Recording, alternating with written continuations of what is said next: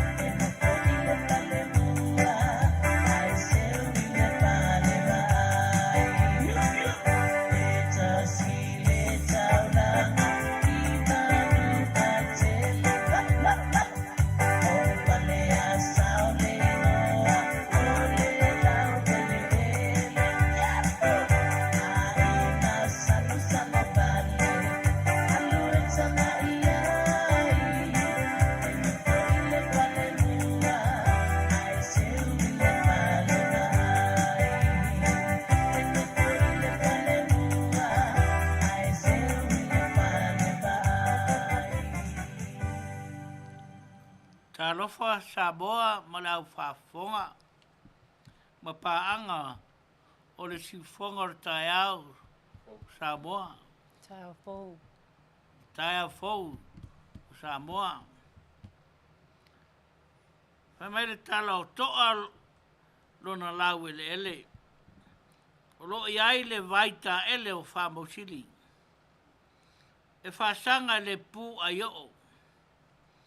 Ai tapu i le pū o le toto. E o lai la au o le lala e whata milo i ona au tafa. Sa pusa ai le umo a tama. E o mai nei lava. E le i fu e lava. O si utu rona no fuanga. Tulau na le pa ia o Samoa. Mai le ana o tufu moi. E o atu.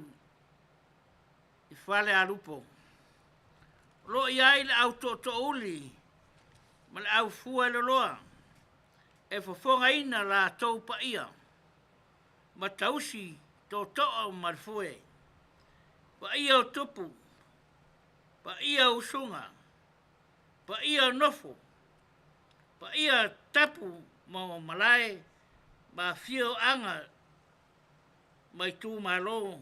A toa mai kalesia. Tulau na lava.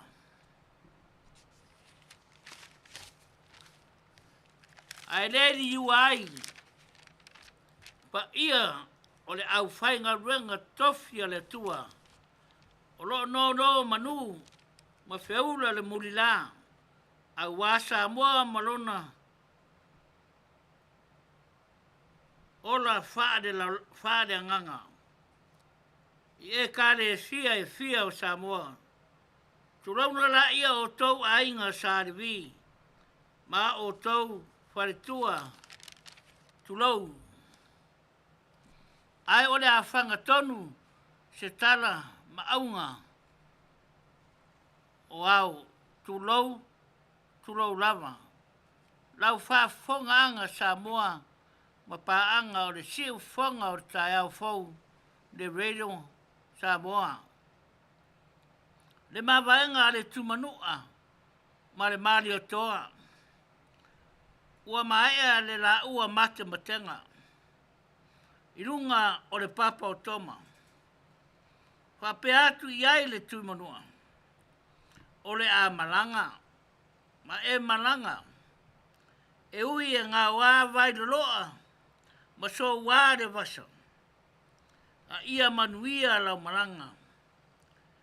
Sau seaso, tari langi so tā Malo. O le tala le lei lea, ua walu ia e le tui manua. O le afio mai, o le tala le lei mo Samoa.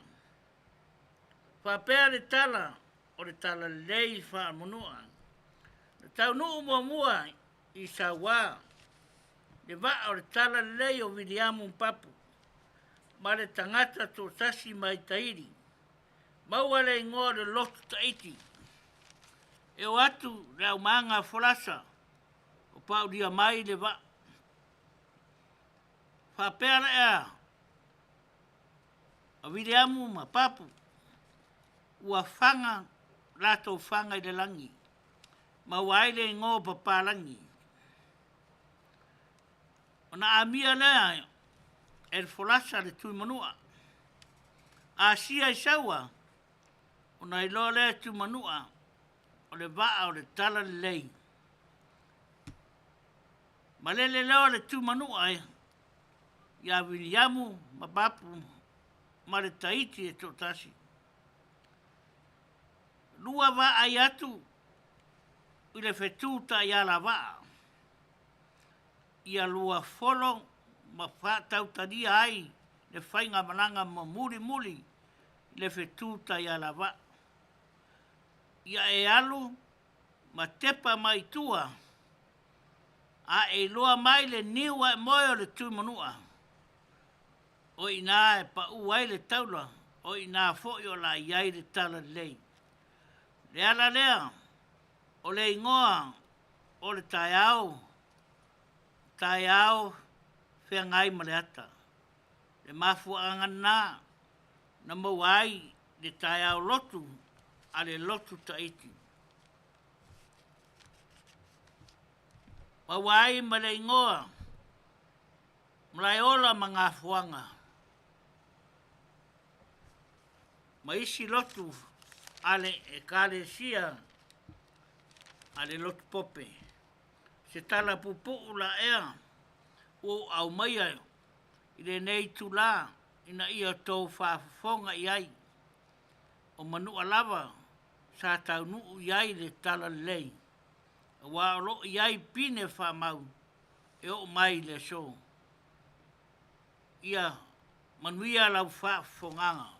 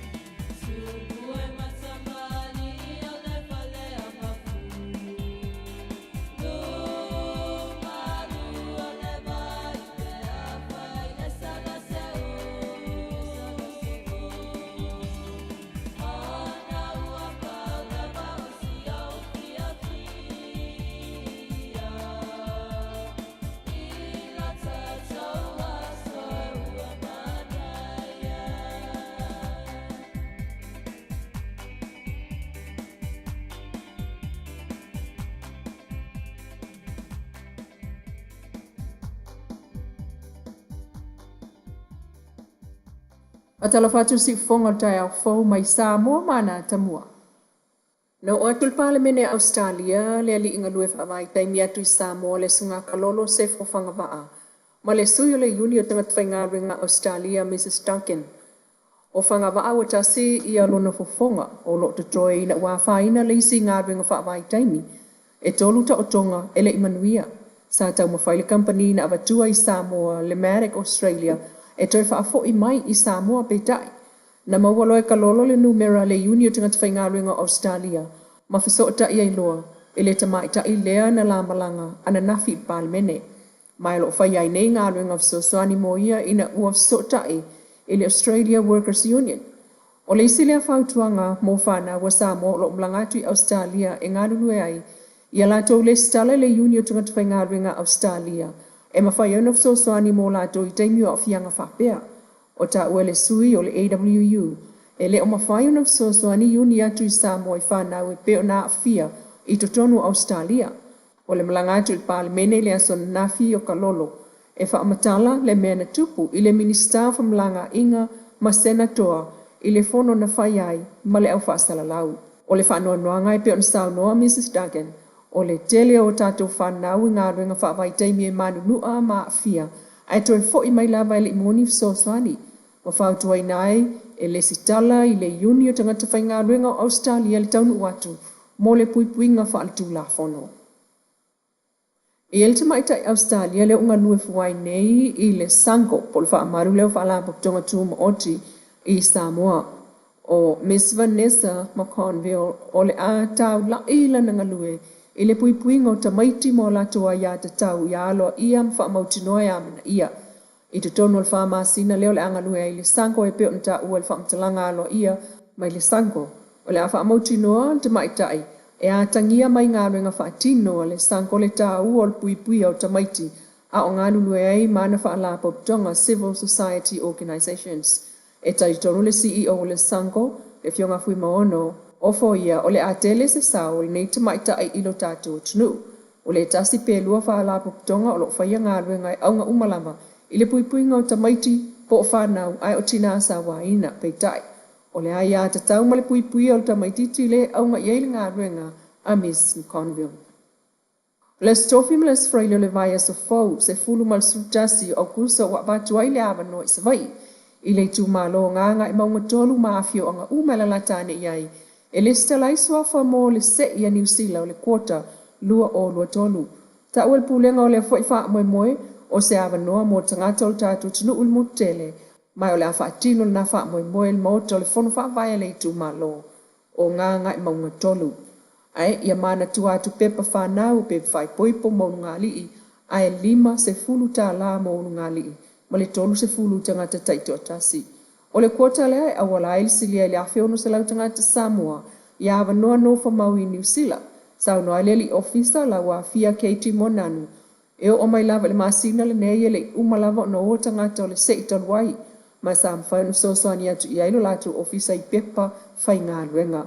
Mai o le wha moe moe fo na mo le kuota o le nei tausanga. Wo atu wha Manuia volunteer ia pani i le pulenga o fui mum whalavlave tupu Faafofoga'aga.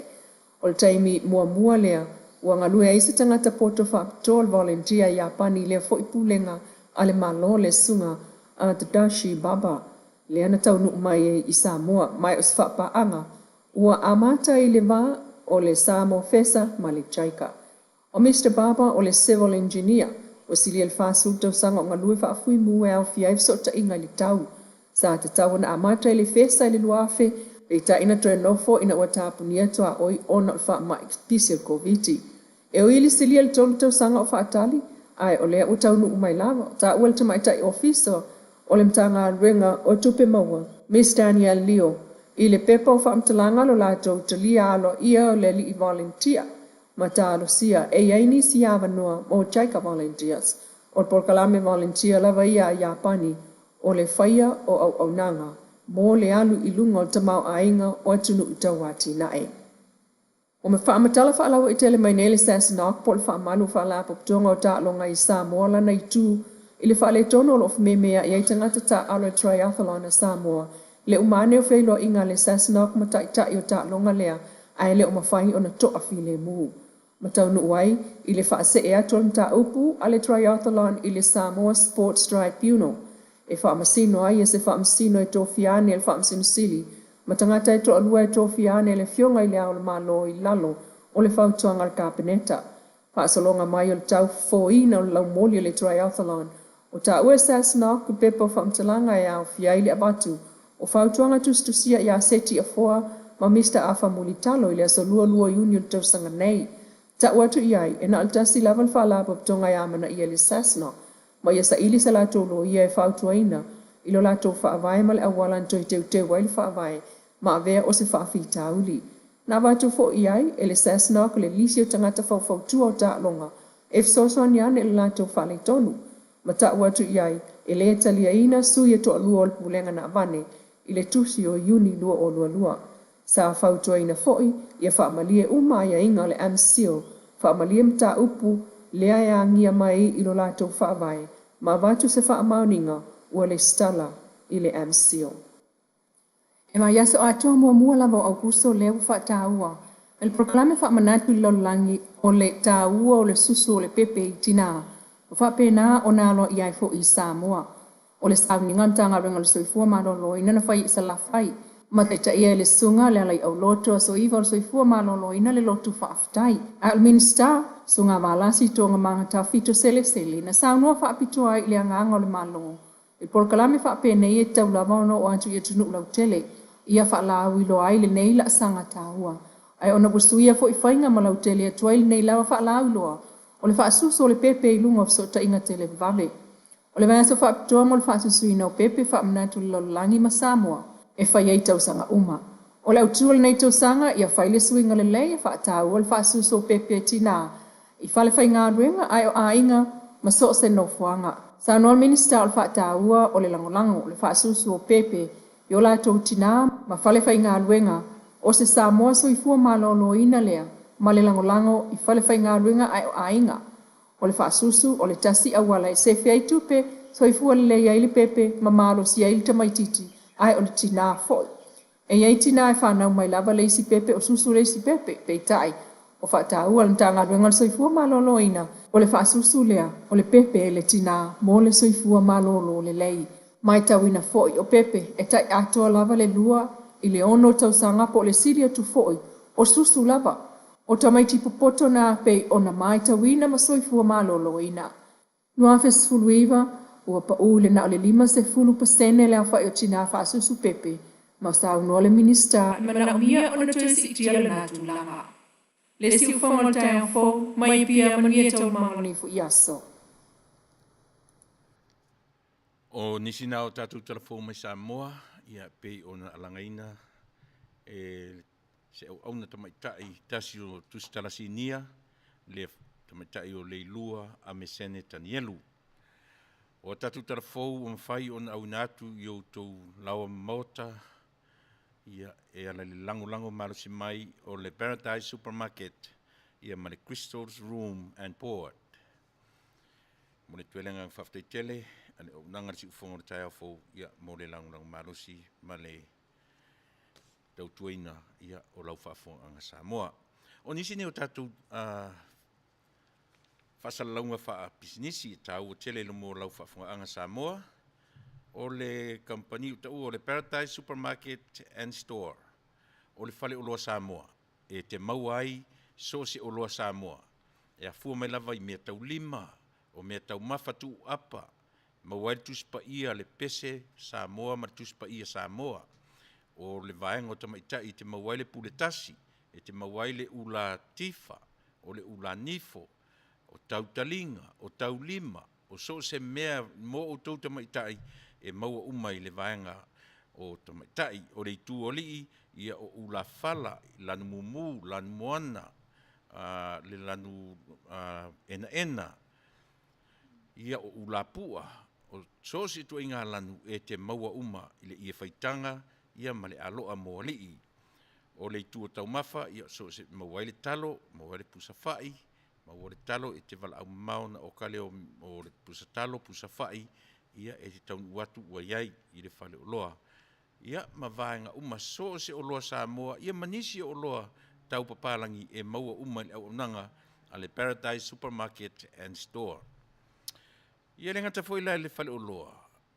A o le vaenga lea ua taua, o le Crystal's Room and Board, o le auaunaga lea o loo sa lima fale na masani o na whaelo atu peitai, ia o le vaiaso e na te anei, ia o whaapopo i se tasi fo i o whale tele, ia pea ma le ono fo i o na potu moe, wa ono a i whale o lea auaunaga, o le wha moe mawalunga, ia tausia ai, ia i city, senior citizens, o le nei atunu tele o Amerika, e le na o tangata papai, e le na o tangata uli, o tangata e ena, mu, sama, o le alto i ngā lanu, e o iai le au tausi, ia o le tamaitai, o le Leatuivaoalii Kristolas. Au o le whale o loa o lon tuatusi, o le tolu tasi West Lincoln Avenue,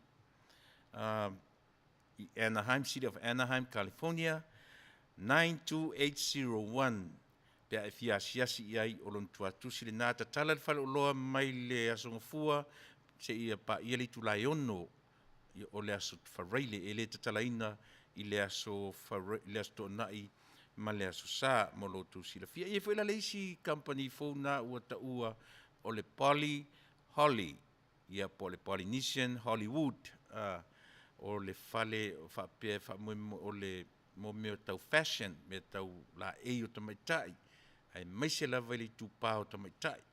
Ia, o le a whaelo atu, ia te oe i se teimi lata mai, le no whanga te asi e whaia iau measurements, ia ma whaia i so sautairi, i le whale lea masalo o se teimi o le vai asa fau, po o le masina fau, o le a tatala i nalo, ia ai lea fo i Auaunaga. O le sifoi whare o loa e tutonu lava o le Orange County, ua ta ua o le OCI Polynesian Store, ia po le Orange County Islanders Polynesian Store. Lon tuatusi, iwa fitu lua tasi Garden Grove Boulevard, o lunga tonu lava o Calway Street, ma Garden Grove Boulevard, o nā iai le whale lea, iai lana bakery, et matala le bakery, from Wednesday to Saturday. A o le mea ai vela ia Samoa na o le aso tō na i lava e mauai.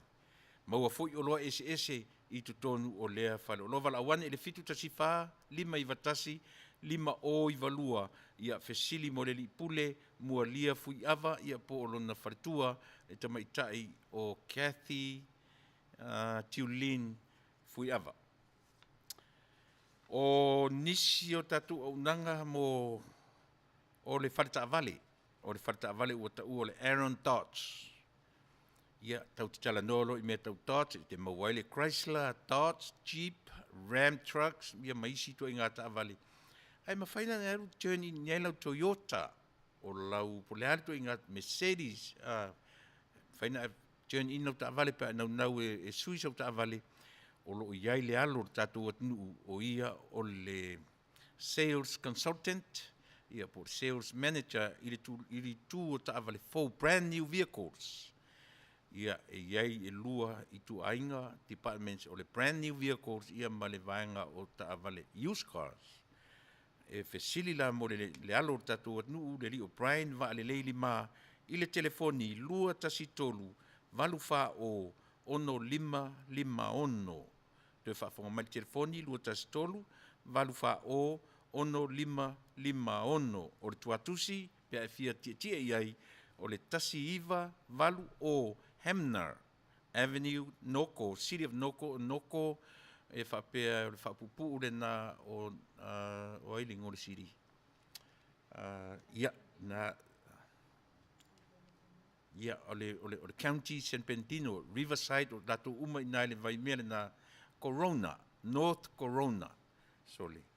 Ia, na wala au telefoni lua tas tolu valu wha o ono 551 fesili mo Brian va ale lei 5.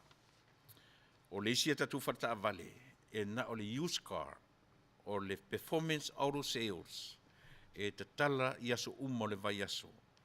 Wala awane i le telefoni le li pule aiki manda, ia maleli o George, i le telefoni o le ofisa, 512, 125, 125 se lau. Ia po le telefoni fe aveai, iwa o iwa, 132, 151 tasi. E o tamala ia e fesoso ani tele ia i tātou e sala lau credits. E tātou e le e tātou tūlanga credits. e te alua e whaamatasala iai, e maua ai le fesoasoani ia tātou, le leanga matua, leanga o credit, ia wala au iai. E fesoasoani tele lea, fo i tautua ma le au nang, o seri ele o si Samoa, ai fesoasoani tele i o tātou tangata, ai maisi o tātou tangata, e whaalele le tūlanga tau credits. Ia wala au nei i le performance auto sales mo se fesoasoani. Life insurance. O le life insurance mana tua fo e masani no fai atu. O le olanga o sui le olanga le tatu te iai. Io e tapena la vai oe low life insurance o toe taimi o le tangata i soifuanga ma le ola nei. E tapena o e tele wha moi i lau whanau. E tele wha moi le extended family. O lona winga le na ia tupua ele wha lave ia te oe maa tatou uma wa iai le life insurance a le tangata lava ia e le toe wha awai uma tatou feoti. Ia ai tā lafo ina ia tātou whanau mana i tātou ainga. O le wha moe maua lunga lea. O mea nei tau life insurance. Mana tua au ni ngalo le whawhasa po le FFS, First Financial Security. O lana main product o tau o le IUL po le Intex Universal Life. O le iai tutonu le living benefits ma le cash value. Living benefits meaning we can use, that's your own money. O lau lava tupe, o lau contribution, o yo e mwhai ana e whangaina, e soifua pea. E le mawhai o na pei o life insurance, ia so ia, se ilonga tau te feoti, ia pepe le pasi e tangata, ia fito ato e tau sa ili, ia e o mai fori tupe, ua tele sa ilinga. Life insurance lea, e mawhai o na e whangaina le living benefits, ma le cash value, e mawhai fo na ele tutongia. Io o le tāua na. Mo i tātou e maua i mai to atu ngā, ma mai le pisi, ma so se ngase.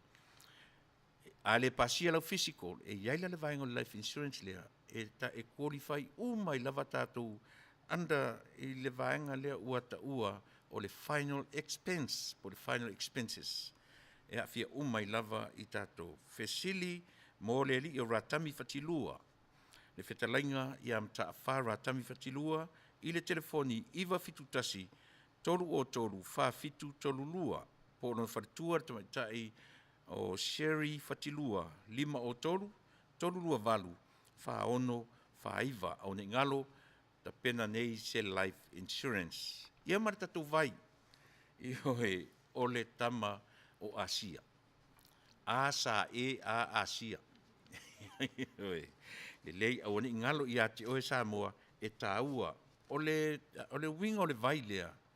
I le whapete inu atuloa fo iai le kanesa, fo iai le al whamai, ma le whamai. O le whamoe o le vai e repeal tai cells. Mana tua o tātou from head to toe e ola tātou i cells po musele o le tino. O le whamoe o le vai lea, na te toe rebuilding, a revive ia tātou musele. Once e healthy ai musele o le tangata, e malosi fo e fight ai mo whaamai ese o le tangata. Tele so ia mea mai, ma ngase ese ua Manuia talu le tautua. Au ni ngalo sau whangu Asia, sau pusa Asia, o sau Chao le Renew 28, ia ma tamana ia le mood, o le mind, ia ma le energy. E au ngā tele ia nei vaina moro soifua maloloina, ma la wane i telefoni, 5 tolu fitu o no lua to e whafonga mai, 5 tolu fitu o no lua, fesili moritina ia sori ulale ia mo se whangu Asia. Nisi nao tatu whasalaunga taua mo lau whafonganga. Over to you, Leatuivaoalii.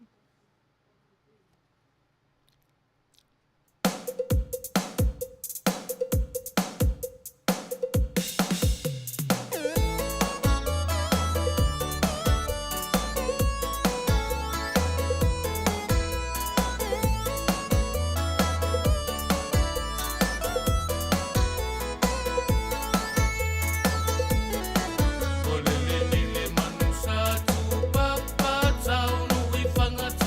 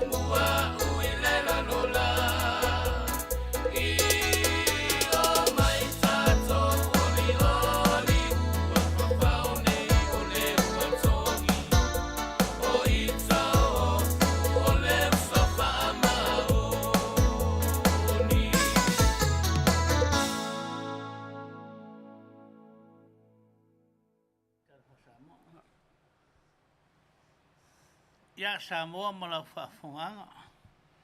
Whapea fwoi paanga masani. O si fonga o tae o fou.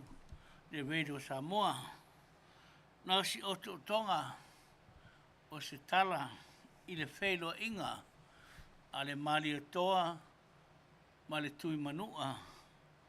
I malie. Whapea se tala. Sa whai ai. Le whaiwa o mate matenga. O namula ulu ma tuilangi. Tula fale. A Manu'atele. Sa whai aloa. Whaiwa o mate matenga.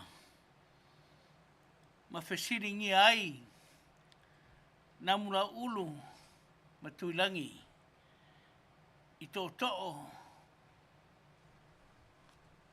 O le tui manua. O wha mausili. Ma sotoa. Whapea le whesiri mua mua. Le whaiwa o mate matenga.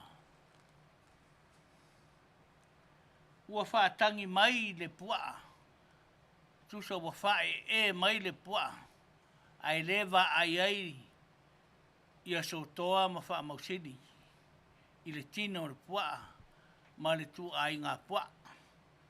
Ma la whapea atu o le are pua ala e tangi mai.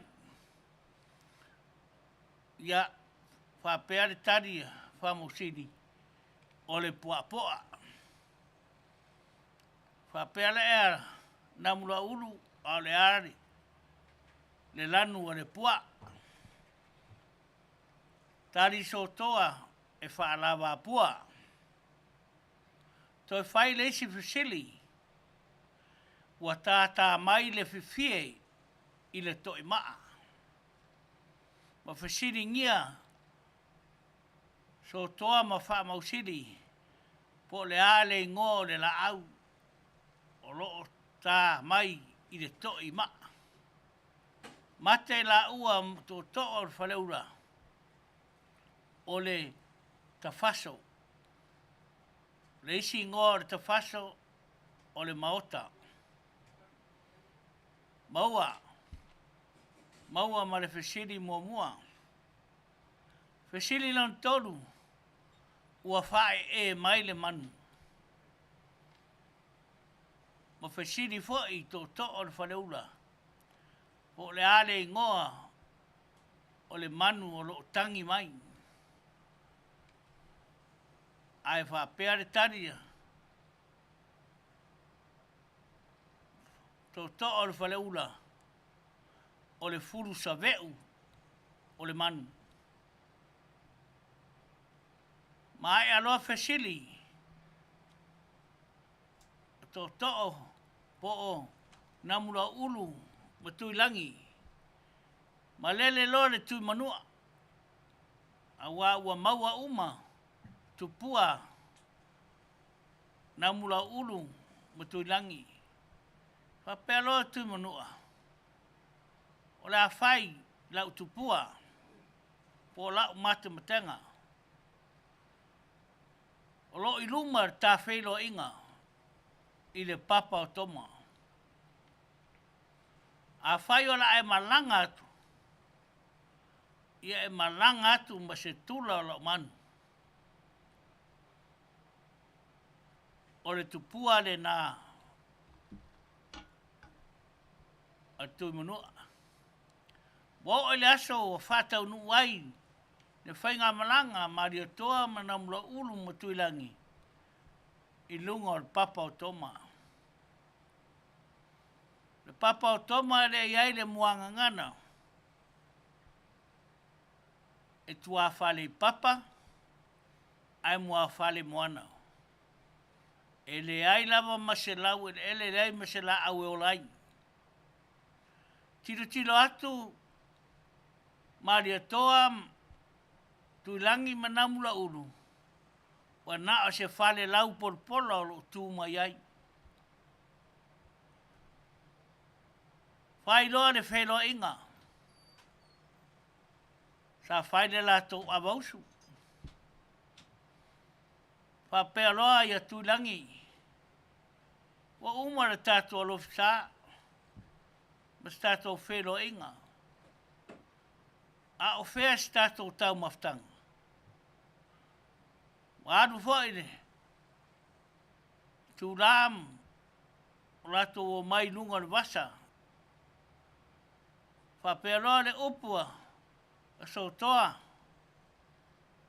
tulangi, auar ta ua pola e motu mai tua. Tasi ngāla ngā upu e maua mai le Faapitoa. Tā le pola, lo iai me ai. Tā lo le pola, lau mai me ai ilungo lau pola. Umar tau maftanga, pesiri loa, wha mausili, i sotoa, oi, ia Manu'atele ma tuilangi, namla ulu. Wo o nei, le Tulau e fia maua, le tari o tupua, ar tui manua. Ia mai se tula na manu. Ai whapea upua namla ulu mutunangi o le mātou teo mai, e whai ngō fia le tupua. O lo i loi le aria. Wo loa, tuilangi namla ulu, ua sae mai ato, o lo iai salako, musalo e tere nisi, tātou e mālamalama i le la Auaunaga o salako pese mutia. O le vaisu a povi, ma manu, iai māmoe, ma sora whanua. Tira atu le tui manua. Ai le i o mai, na mula ulu ma tuilangi ma ato sarako. Whapea tala atu mnoa, oi, talo whaesia ua lofa Manu'atele. E leo i nei ni bovi, i lo u motu. E leo i nei ni māmoe man sora whanua. A o ei a whao ngā ei, na ia lau salako. O le pine whamau, e tō tele manua lo lato sira whiaina, le awa o lau futi. O lo opo e pea ai, le awa le na taula aire, le aria Manu'atele. O lo o ato ai nā, ato e rua ia le lau salako. E o mai le so, o lo ola ai, i lunga o le Sarmy. E le i maua, le tupua le tui manua. A o le tari, e ta ua mai le pese sangongi, le afino pau, le ta umai uma le pese sangongi, le na mu, para ai le fali, sa iai le alo o yang na whanau ai makirika na e lau sirafia e o tau le pese ngā songangi. A o le tarilina o le tupua kui mua. To e alu Manu'atele o mā faufau a mai ai loa e le afingo o yang e fia whai tō lua ia le tui manua. E o mai le sor taramoni ua sala le tui manua. A wai le aini se wharitua po se tō lua. A ua māmanu nama i whai manua ua mū le whale. E mū le fuai le fine ai ola tu manua ma makirika. O le pine wha mauna o lau wha mtarang. Le pese sa ngongi o ia sale longa. Pese sale longa o lo tau mai ai. Le mafuanga. I le awa lava ma le wha alo ano. Si tala pupu lea mo le tatou watu nuu. Ma le Faafofoga'aga, a paanga o le siufonga o le tae au fou de Radio Samoa. Faafetai.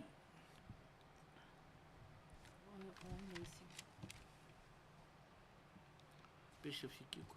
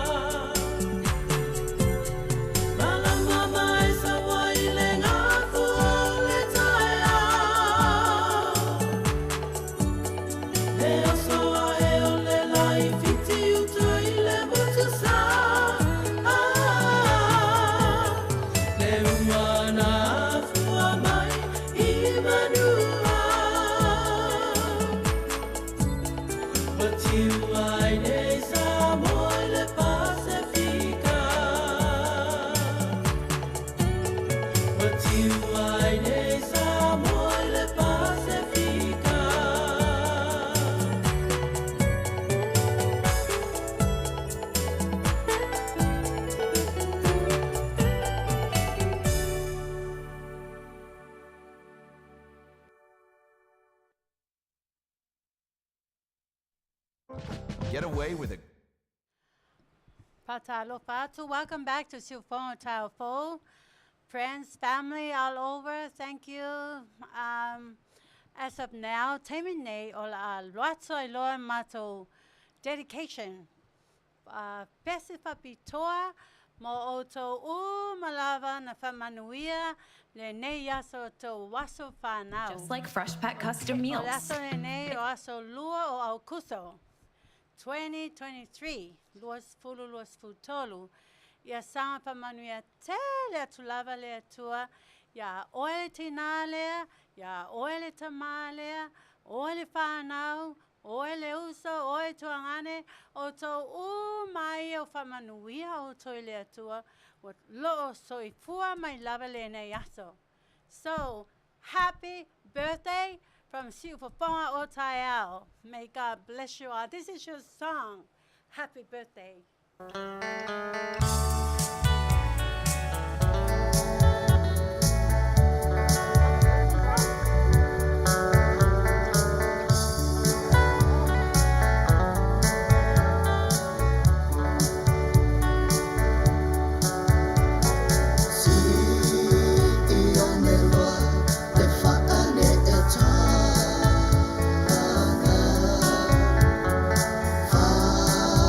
Faapopomai aso'au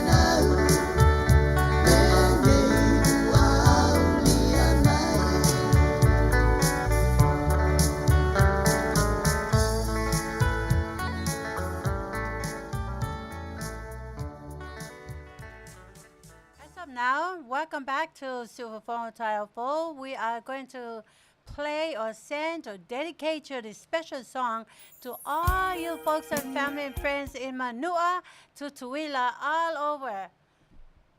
Praise God. We love you very much. Ele ngalo atu satomotu Manua, Tutuila. Tutuila ma Manua. Manu'atele ma tutuila, ua Faapitoa, ua Aso'au nei ole mineula, ole Afiafi. Manu'atele ma tutuila, ua Faapitoa, ua Aso'au nei ole mineula, ole Afiafi. Malo wa Faafetai, malo teu mai, kei ole o kui le ngatolo ai, ua e whai foi wa mawhai. Ole ale ngalo Afia, e manatua pea o Fofogaina, ole asisile whaamala mai a pia matatalo mai mo Amerika. Ole ale ngalo Afia, e manatua pea o Fofogaina, ole asisile whaamala mai a pia matatalo mai mo Amerika. Malo wa Faafetai, malo teu mai, kei ole o kui le ngatolo ai, ua e whai foi wa mawhai. Ia talo lua tuna mawhata, o tutuila lava ale pata, ole a foi alo male ula, falato fasoi fuaina lava. Ia talo lua tuna mawhata, o tutuila lava ale pata, ole a foi alo male ula, falato fasoi fuaina lava. Malo wa Faafetai, malo teu mai, kei ole o kui le ngatolo ai, ua e whai foi wa mawhai. Ole ata whatofa, e se pai lo tama, a whai ole wabeao e te tali seua, i Afiafi o te whai malanga ai. Ole ata whatofa, e se pai lo tama, a whai ole wabeao e te tali seua, i Afiafi o te whai malanga ai. Malo wa Faafetai, malo teu mai, kei ole o kui le ngatolo ai, ua e whai foi wa mawhai.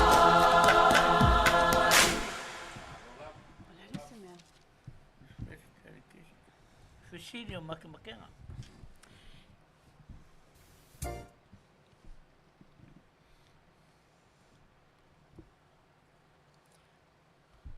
Welcome back to Silverphone. Ole Tile 4. Ole Temilale nei.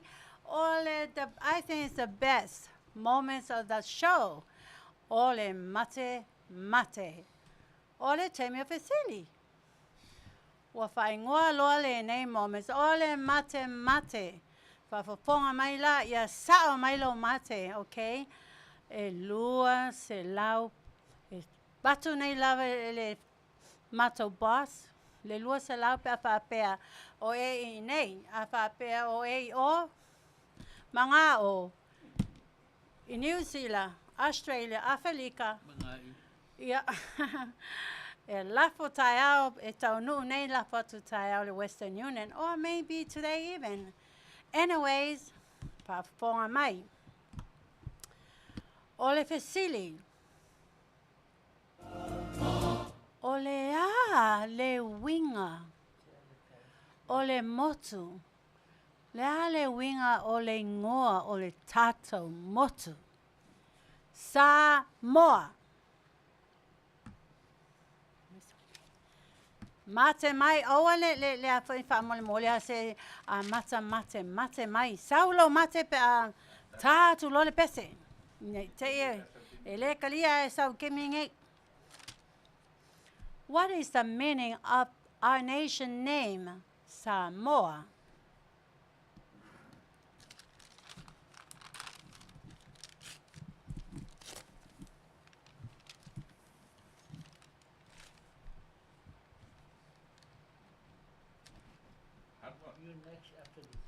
Saula. Pamol mole.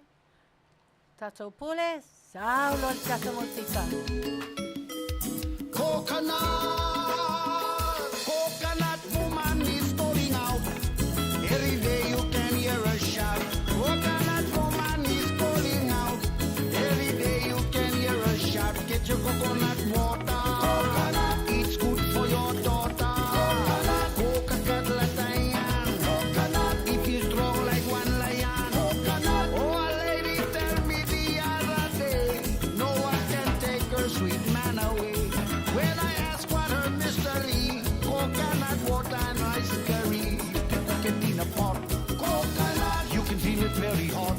Coconut, coconut like lion. Coconut, if you strong like a lion. Coconut, coconut woman say you'll agree. Coconut make very nice candy. One thing great if you feeling glam is a coconut water in a little rum. You can feel like a gypsy. Coconut, you can be like a gypsy. Coconut, coconut lion. Coconut, if you strong like a lion. Coconut,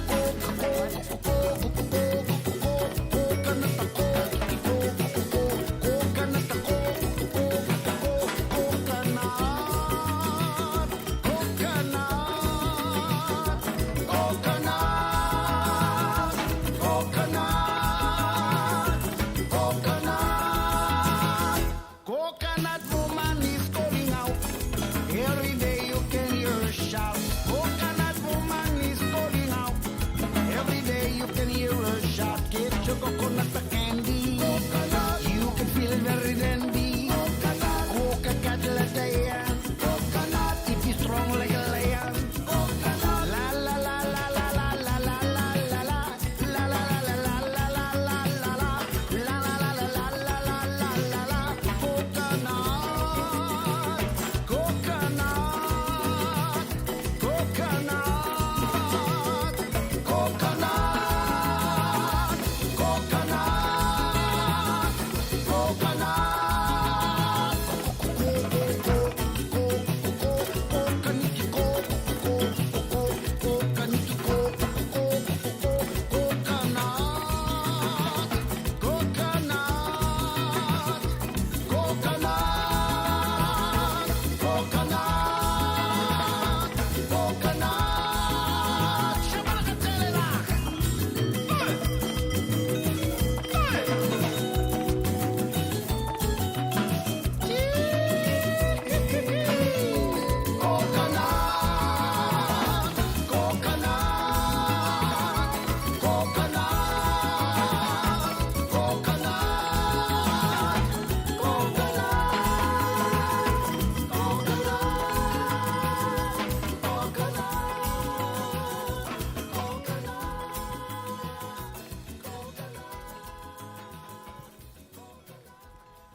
Ia wā whātonu, wam sau se tātou tali. Ia, e le o iei se tari pisa maritari lena tina mai atia. Ia. E mawari maenga mua mua. O le curfew, o le sā. E ranga le pi tele na whaonga mai le manulele o le moa. Le pi o le moa le pi o le tari le te mai I o le Ia. mist. Yeah. Can I explain that? Yeah. Okay. Paaptai lava paatonu, o lo tamawhaia tu lava mata paatonu. E awa tu ia autou. Paata lava le pese paaume lava. Awalo susunga lea ia maua e oe le tali. A lato faafonga le tali. Pepo na ofa atu. My talk show is about life. It's about fashion. It's about education, and it's about Christianity. You know, ia mamea mausi me la muli mai ole winga, ole tato an atu nuu, pole tato nuu motu o Samoa, va aile moa. Ole moa means sao mai le o ngā tonu center, or the midst of the equator. O tātou nuu is by the equator, the middle of the equator, or near the equator, or the midst, whatever, however word we will word it. O to o ngā tonu o le equator, mena lai, ia tātou Samoa, in the midst of the equator. O le lalolangi, o ngā tonu lalolangi, pa apopo atu se isi, pa upunga. O le sa, o le tātou nuu Samoa. E na o le pau lava lea o le atu nuu, I le atu lau o le lalo langi, po le pāneta. E whai lato sa. E iai lato sa. A o tupu ma uola ifo I moto sa la whai, ma upolu. O le mamalu ia momeo sa. Yo o loe I le afiafi. Pai o mawhai ngā lotu. Po wai lava le kale sia lotu ai le ainga. E tasi lava le te me o mai ainga. Po le ave vela o boli polo I luma. Po le loto a mātou foi ainga wai mātou vai lele. O le tele o tama matene lo lofi atu. Tu ainga e kale sia ai atu uma le loto spitu. Le lato boli. Ai ka lole sa. Ma aia kula ua peo wai kama malakto tōnginga. Po le albe vela o le boli pea, I boli po. E tā ofi le boli polo. Ai alu ka ngaka le fale. Ya atu ai e lakula ka maa oke. Ei, koke loa ua sale mea. O moho, o le fale pai ko loku. O le mea la na e sa wale upu sa. O le atu nuu e iai ona sa. E sa. Ia le sa e te me whaatonu e o ai e vive I le tua. Po ai lava le lotu o le I tu la tonu lava na e alu ai le sa. E whai ai le sa. E o I manua. E whai la tō sa. E whai tō ngina. Whai tō ninga a tama. A lore pae ia lunga o le mumu lalo po le lan moana lalo. E pae a lunga. Sa. Moa. Midst of the equator, to iai lato curfew. A se mea nei lo se curfew nisi mea. A le curfew whai lato sa, tapu wai o mai lato no I le atua. O aso la na la iti a nei tangata na peoti. A ta o mai se oti lea, o au te pai atua I o mātua e whai au. E o ai a, e ta ua ia whai se oti. Sea, iai se oti. Ai sea, ma lose Samoa e whai lato sa. Ta talo mai a le ainga, ma le ainga, lea loto ma le loto, e iai lato sa. A o aso la nei, wa walu, wa usabali vali solo, ta vale, wala kau le aingi sa. Walu ka vale le akoa, a me sa le whapena, o le whapena manua. Na ele aso na usavali mai ai I le nuu leo mātou I whale asau. Na uwalu ai e whaile maa futu mai leisi a inga leo wa fasi shautei leo e seta wa koro shautei. Ole mea uli. Ia wa usavali o pakue seka sau. Ka onge e fasi la inga leo ka ole mea uli. Ma oa ila wa tā lole sa. Alu watu lol pule nuu o lau ka senga o to ele.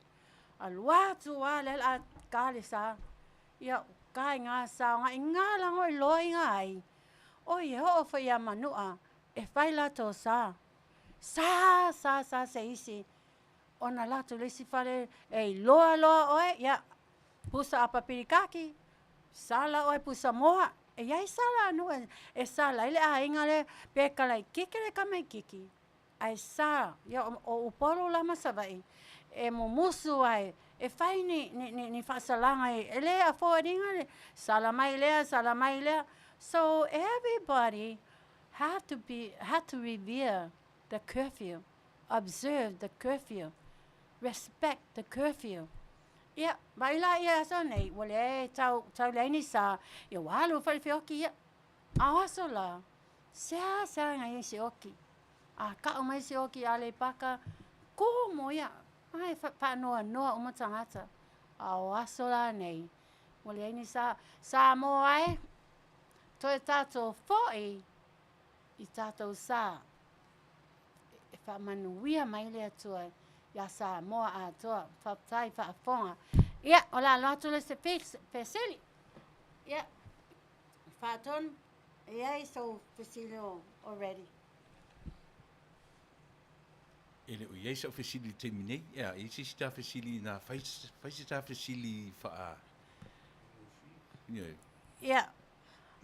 O Malo pesili lea o la luatu le dedication mo o to uma i Australia, yeah. Okay. O pesili. Pesili lea la luatu. Fai ele mua, si longa tar pese fta sautar, ia. Ia. Fai pese, fai oe pe, fai aule i paton. Ia lea. Le pesili. Fai o fesili ale la Ia, tata la pese. luatu pesili. O aso la latu tuspaia, e lo ai oele so e tuspaia. O aso la taua Israelo ma Filistia. Ma ai kupito, ai, tau lava ma Israelo. O teimi leo tupu solo. Malona tali o Yona atana. E nai to o lua tangata, na iai weapons. Na iai mea tau. Pe lopo ngai fielo o kau mai kuspa ia. Lai le Samuelu, tu se Samuelu. Ale vaenga e ono se lau. Ele ai ni mea tau. Ana mano malo. Okay. Ol pesili. Ole ana mafu anga wale ai ni mea tau. Ale rest of the warriors. Nā mena le ini mea tawa nei tangata to aono se lau. And na ole tupu o saulo ma lona ta lii o Yona tana. Nei to o lua na ia mea tau. A o leono se lau. Le ai ni mea tau. E loa lai i le boto o e malouso e so e te spaia. O le a le mafua anga. Na le ai ni mea tau. Ni weapons. Ai. Ale vaenga le au tau. Le price lip si mai pola price. O le lua salau, ale ia se lua salau, ia toi vatu fa ele se lua salau. E sei umatu ale lua salau. Ia. Ta pese la. Sao le pese faton. Say goodbye, Joe, me gotta go, me on my own. Goodbye, Joe, I'm gonna be rode down the bayou. Oh, my Yvonne, the sweetest one, me oh my oh. Son of a gun, we'll have big fun on the bayou. Oh, jambalaya, crawfish pie, filet gumbo. 'Cause tonight I'm gonna see my shadow me oh. Big guitar filled for John and Big L. Son of a gun, we'll have big fun on the bayou. So we are Afiafi and te mi Manuia. If I know mo fa ala vela ve ai pese maia. O matata pe vai la ala miliona o lava. Una sawia ta fa to fa o la valea. Afiafi tele se fa ta o lo ai matata. E tau si pele le o na va e fa fo matata. Si sa o lo pe yo se meo fa yo mo o e. Telefisi papauna patapai a telefo imamo. Oh, jambalaya, crawfish pie, filet gumbo. 'Cause tonight I'm gonna see my Michelle Mio. Oh, big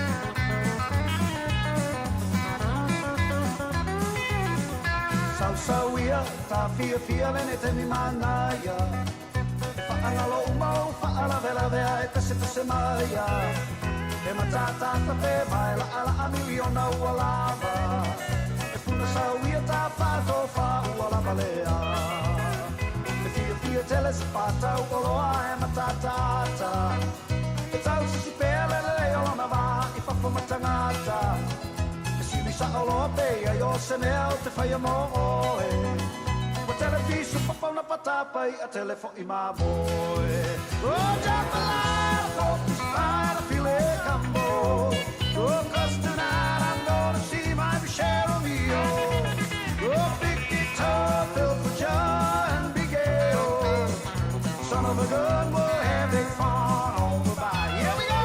O japala focus para file cambo O cause tonight I'm gonna see my Michelle Mio Joy and big ale, son of a gun, we'll have big fun on the bayou. Son of a gun, we'll have big fun on the bayou. Son of a gun, we'll have big fun on the bayou.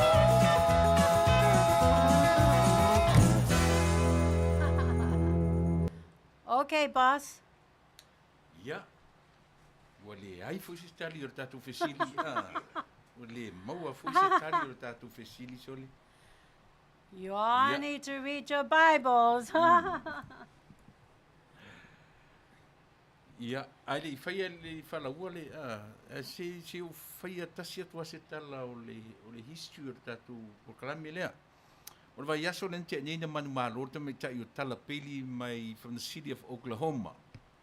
Amen. Lua se lau na foa ile tala peli le na lua se lau e faiela na taulanga i le matolotu. Amen. O le vai aso tui ona tua na manu malo se tasi mai te mai tai o Sicilia mai Australia. O na lafo le ia fe me a ole lafo atu e Australia. Ai lafo i Samoa I lonto o lua malana whanau I no foali. Oh. Ma wai le lima se lau mon tupu to si te au Oh, se lau. wow. Yo, Yay. Mia se tala Amen. whaftai Praise the atu e Lord. taina o mai le tatu por kalame o na tua atu. Na manu malo e se tasi mai I fair fo I le city le Huntington Beach. Huntington Beach. Ia le umia atu mai I este mai tai e claim lana price. Yo e. Pick O na up. tua atu. Na manu malo foi le tasi mai Australia. Yo e. Ia po le Yeah. lima ia ni tanu fai. Ia o lea ua whaatau nu uina malava. Amen. Umana la whaatu tupe se tasi na manu malo le lima se lau. Na e te whaafonga mai oe na manu malo. Al wha moe moe au nei mea. Ele ngata o le taalonga tau te fia whaatasi ai. Whai tauane lau tuspa ia. Ioe. Whai tauane Amen. Nusi Pepa. E alu atu uma I mea na le poto sala lau. Ia ma le general knowledge. Amen. Fua ia I le tatu Yes. taalonga. Ar tatu tali lena o mai o luma. I le fesili lena o mai.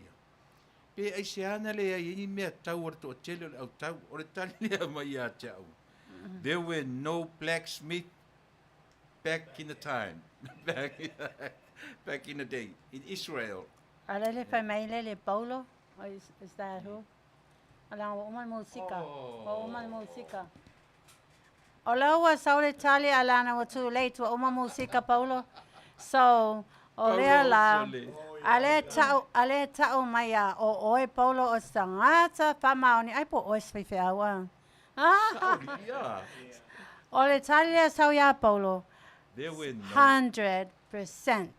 Yeah. Sa o fai tau to spa ia 2 days ago. Yo fa pela yo wow manga ia fa facility so e ai tangata so e to spa ia. The reason why ole mafo anga na le ai ni aiona se lau le au tau na le ai ni lato weapon po lato me tau ni tau po ngai fi po whatever. Wale ai se blacksmith le se fale pa anga le fai ai kau. Wa o lango lai ko kongo ai ku piko. Ele mafai lang o Israel I kongo ai ku piko e maingi wa musu ai ku piko e maingi ka e ka fasa ko ai la ko. You know, ole la faasa ai ku piko o Israel o nga oi ko kongo yo anga le lua tangata ngai weapons o le tupu malona talii o Benjamin O le ala se tono le a whaisi ngoa lea. Wa too late. Le musika. I am sorry, Paulo, but whawhetai lawa leo matoi loa tunga. E te so e lau tu spaia. Ai le tau lia lau tali. Awa, ole rule lava, ole rule. Okay, sa kaunga e sau lo kali, ala e paine musika. Ala e kahale pese. Ale foi e whaiasu lava, ale e whaiale pese. Awa nei sau lo tali se umane pese. Ia, ale whaiatu foi le matou pule. Same announcement. So where were you? So therefore, I have to be, everything has to be done righteously, okay? Ele na saulo tali wa omale pese. Ale la to aluatu le isi pesili. O le temilane, o la sausaso pese fa awa lofa to ai New Zealand? Australia. My love, Australian people, ale se mafau le tato pule, is a facility. Umaloa le pese Faapitoa le dedicated to auto Australian. All right. Yes, how lo facility. Paulo, toi mata mai tali mai si facility wa kong wale la fa le pule mato pule si facility. Ma nei lo mau na Tiliai'a. Oh yeah, ama nei. Ni fa pe ni tali le to no fata to mafai. Yeah. Manuia, ole tali foi le na fa yato Samoa. E sao. Ole moa in a mist. Ale sa a curfew. Na le paulava le o tatato no lalo langi atoa. E iai ona sa. Toi foi la tato ona sa. Paulo, so tuangane o Paulo, tu sa uni mai lo tali. Yeah. I love you, Paulo. We all love you. But I got to do, but I got to do what's right, okay? So during the music, not before the music and not after the music, please. Okay, Sao Sato Pese Fa'atona Pamolmole. This is for you, Australian friends. Amen. Shoo-hoo! Ewina pala pala, pango malema ama. Ai peita I o le taulana, o America Samoa. Ila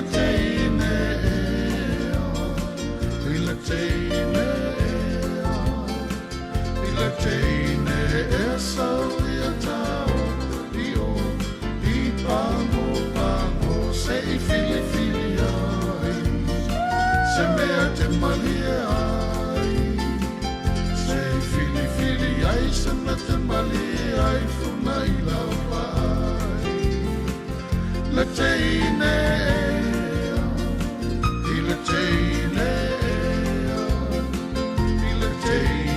e sauia tau I o I pango se I fili ai se mea te malia ai se I fili ai se mea te malia ai funa I lava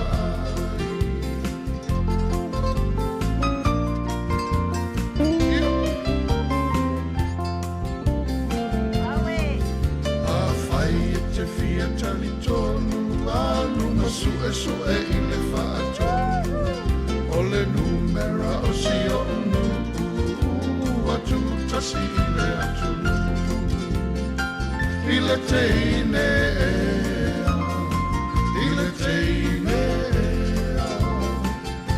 teine e sauia tau I o I pango se I fili ai se mea te malia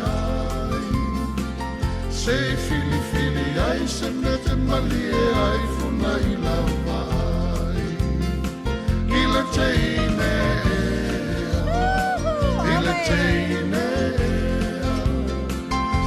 teine e sauia tau I o I pango se I fili ai se me te malia ai se fili ai se me te malia ai funa I lava ai I le teine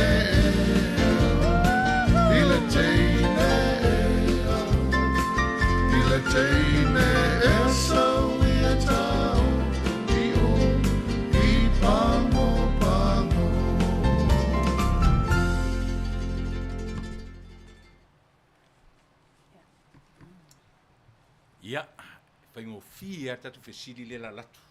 Tau nā watu roa ai aua te wawe saurau tali. Se leo ngai tatu pese, mo le lora tatu pese, ftoa saurau tali. Tatu whesili, e te tali mai i le upu pālangi, e tasi ale upu pālangi. Ia pe te whatang fui whaasamo mai, o le whesili e masani ano uwha ngā ina le taimi o tatu por kalame. Nono winga, e loa e tangata o le whalongo longo le lei i tatu por kalame. Lea se vaivainga o le atua whea ngai martangata o la o e si la fia. E ei se me vaivai ei le atua whea ngai martangata soifua. Le tatu te loa uma o le atua e le aise e oe. Lea se me vaivai ei le atua whea ngai martangata soifua. Ia, la watu tatu pese. Ia.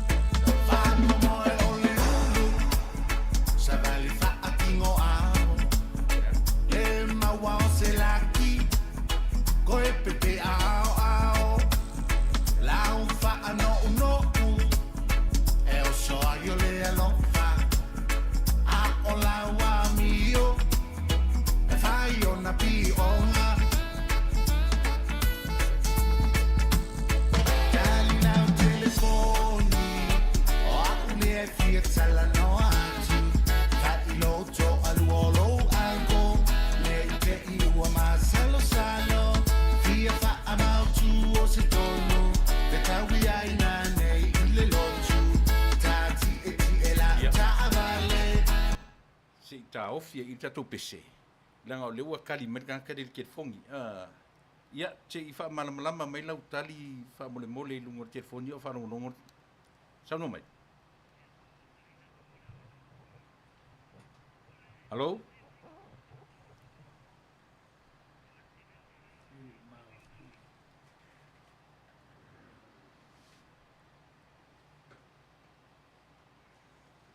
Hello? Ia, te sa no mai. Ia, o le vai o le tatu atua. O lona alofa ina na tangata sa fai. O le a lava o tatu sa sero o tatu vai. E tele pe alona alofa ai. Ai tele nge salon to sa. Pe foi o tatu matua ni o langa. O le a sa sero o tatu whanau. E le fai lava o tatu anga le anga ma. Ma, tatu wha... Tuatua na ila tau tele pere alofa. Ia si vai ngana ia. Tuatu se ngoi ngai istangata. Ia. Peme kolomaya. E umar pese. Wesi kanipa. Ia, o fea le te wala au mai ai. Oh, Salt Lake City uta. Ia. Ia ole Afiafi. Se uma pese ia no toe whamatala fia leo tani. Whaftai fia. Ne ma fia. Fe e whaalo ano. Fe e matango fie. Ne te iwai eli. Ai ngalolo fie. Awako vai aina. Tasi nau tau tonga. E te ola o miai. E te leva visola. Lo fia la titi. Ai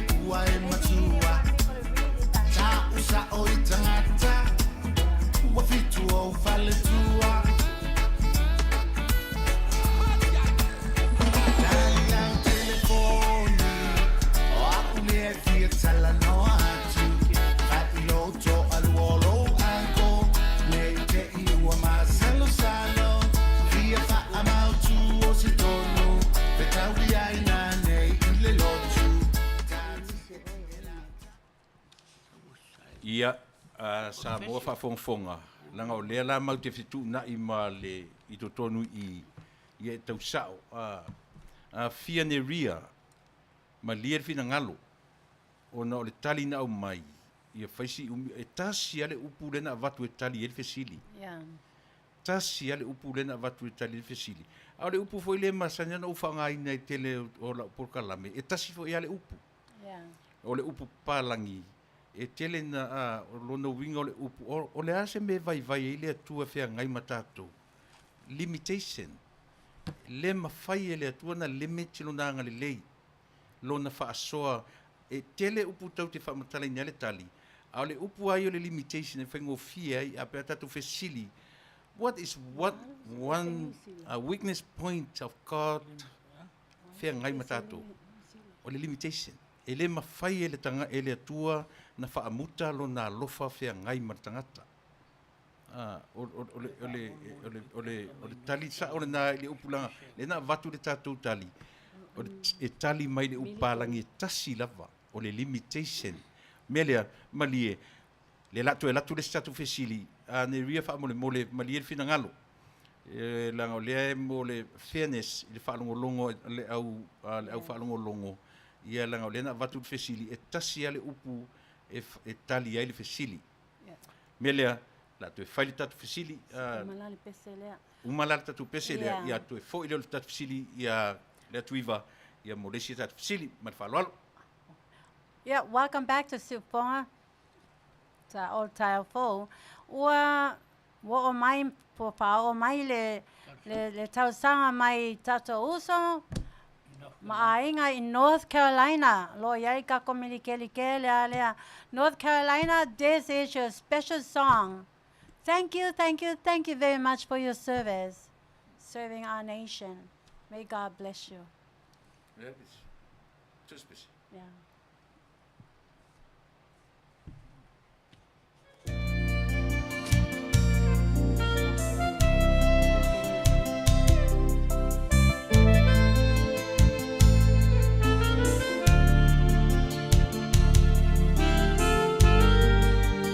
Ioe mo au mai mo Aso'au lau tali e lua se lau la Amerika.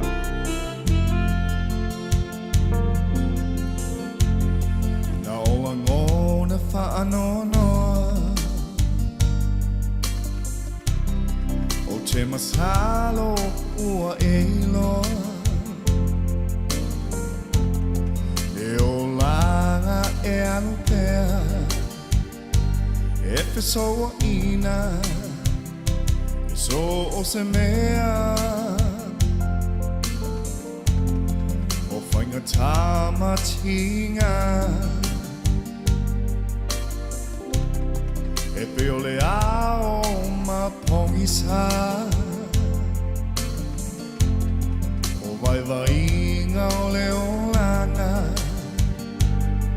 e o uma I so se tangata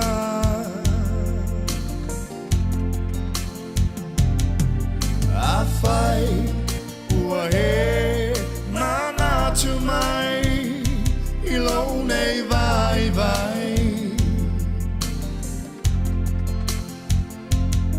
O le langi o lo o iai le taunu unga O nei mea uma La uo pele Faafitoa I nei mautai mi tele Auaunaga Le mawhanawhana O le mafutanga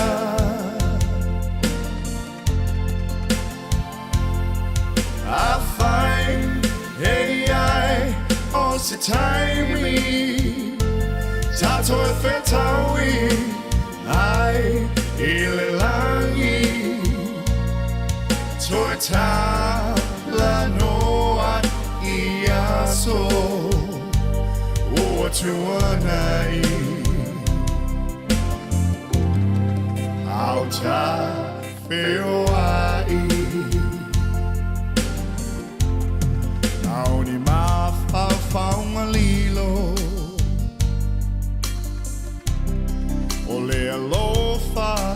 tau tino e tu mau pe ilo fatu le mafutanga I taimi ualu ai ona ua pau le olanga ele tumau e pe ole mutia ile sau lofa avai me imau Afai ua e mana tu mai I lo nei vai vai Na ole langi o lo iai le taunu unga o nei mea uma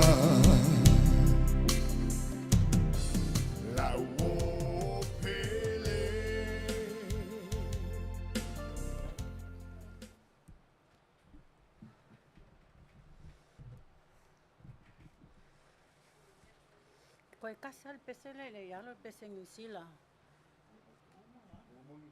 Oh, Australia. Huh? But not New Zealand, no. Koe New Zealand. Okay.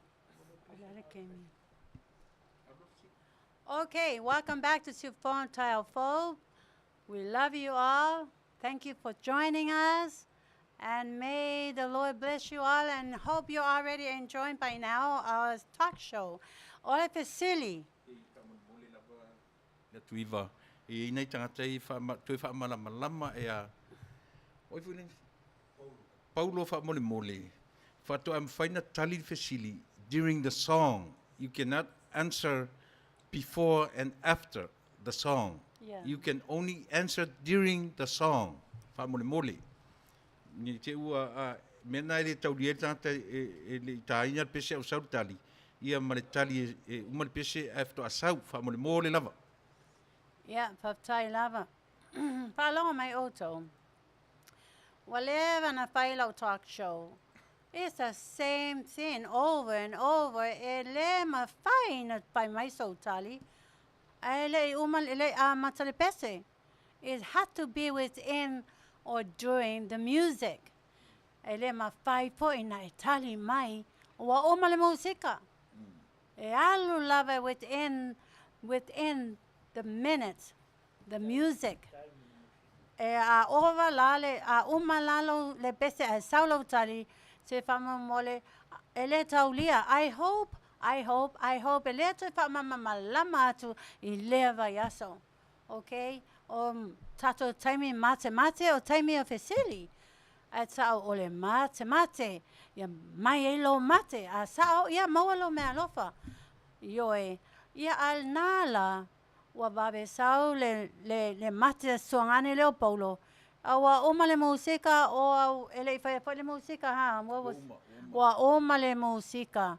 Yoi, I was here. I'm watching all you guys' answers. Na fai Milo tali brother. Wa oma le musika. Ma ua whurukua kani mesesi ke whongi. Ma owa po I whamole mole level tato Afiafi brothers and sisters I whamole mole. Owa to tali mai se isi ile telefoni. Why it's still there's a doubt beyond it. Everybody's watching us. Ke ufa pema ya oko Philadelphia. Oh, wai lo ele kali lang alawa. You know, like it makes make people suspicious. Anyway, Manuia lava a sawi luma famaitu spaia. Ole sawi tua. Ile faito to ai tua. Ele se melele. Sawi luma. You know, why o te popole na te wai loa isi au tali lei. A e moa lava. E maua ole me alofa. Ya le hapa ko e kali mai le isi. Ya a kongo fo le isi fo I kali le. Ai le ka ulia wa man musika. Pipa, wa man musika.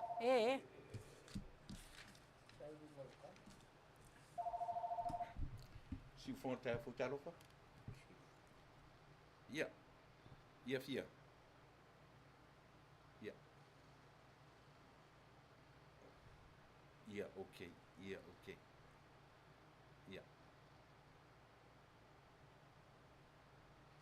Okay. Le lau whaamtala ia. Yeah, thank you. Sa, na tiro whangas telefoni o lai maka big screen. So ele whainga na text mai. Oh, yeah?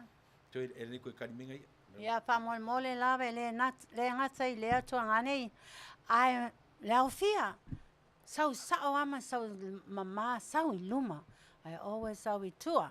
Ia, wai ke fiu lava o ia, leise me moa. Okay? And please, oa toi mai mausa mato me nute lava. Ai, e alu mi nguke I o kau wha malama. O mate moments, it was in the music, during the music, not after, not before, okay? So, and I know we're all adults, so please comply with us. Okay, ole taimine, ele aluatu lava se lofaanga, o momoonga, o ainga, friends, ilo iniu sila, aluatu elo tato fesili, Faafofoga'aga mai fesili, o la whainga o fia atu fesili. Ai se Samoa muale, le pese leo te aua lofa tuai, I mato ainga, war, friends, whoever you are my friends. Sao se pese wha mole whatonu? For you New Zealanders, yay! Have a great day.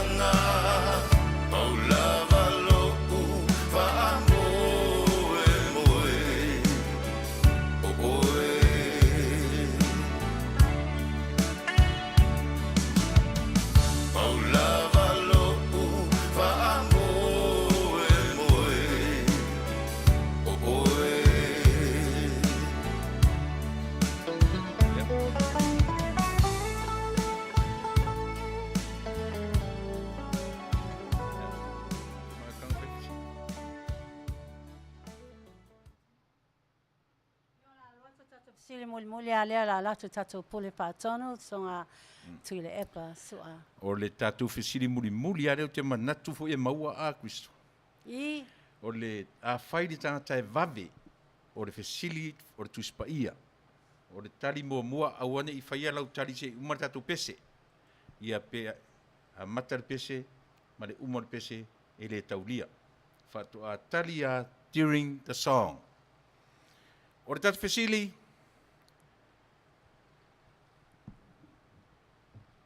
o aina folole ia. O aina folole ia.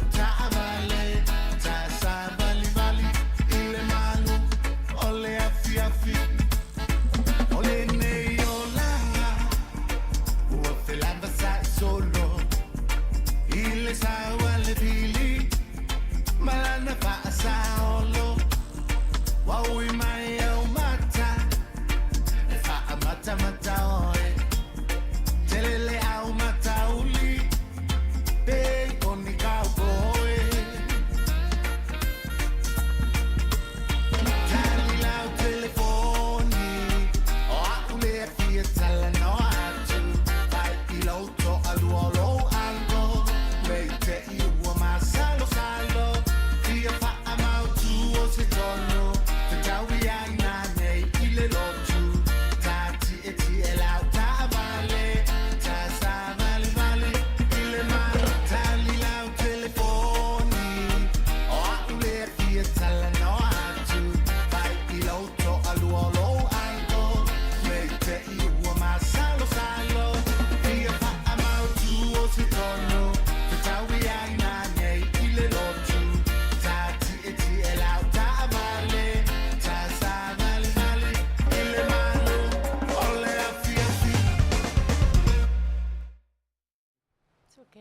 Tangai moe. Ia. Ua maua tātou tali. Amen. Praise the Lord. O tātou fesili. O tātou fesili. O aina foloa le ia. Ia si whamatala e Kristo o ele puro tō kalame. Ia se kali mua le ke le fongi ngai malo a mai po ai po ia po se kali. E.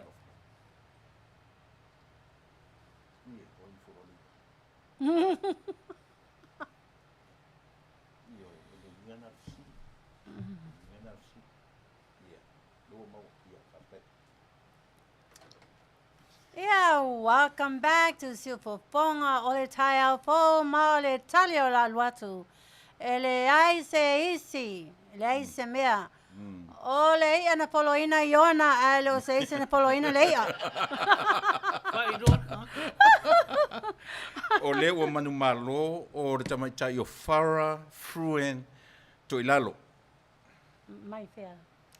Ia, o fea sa waita ua Fara, Fruen, Toilalo. Ia lela a tusi me Fara, lia le meo no foai. Ia ma private message, mai au information e la fotua tupe. I find if you live around the area, please swing by and pick up your money. Ia lo songa pa tono se sosoane tu lava to ngale lo polo. Se sosoane tu lava to ngale lo polo fa mai wa umo saule tali a umo le pese fa mamla mai le ai. O farana lona mua ina ele afare pese. Le miana matar pese a tali mai lo fara. Ia sau e lo marsolo iona ngai lalo mai a whara nei lunga lava wha amone mole mo si fia. O le whai mai whara o nofo i Sydney, Australia. Oh, all right. Yay. Praise the Lord, Farah. You're smart. Wa ele lo ele tamai. La pu e mai every single word. You know. So congratulations to you, Farah. Yay. Okay, ola la fo atu lo tupe na ne po tai au e maua tai au lo tupe lo lua se lau. And I know for sure is you're gonna receive more value of the money because the tupe America yeah la fo tai au toi pafo. I know there's an increase, right? All right. Yeah, ole termine. Ole fire to loa le tato fashion. Yeah, say fongo kulava say kama se pese say ame mai le kama fashion.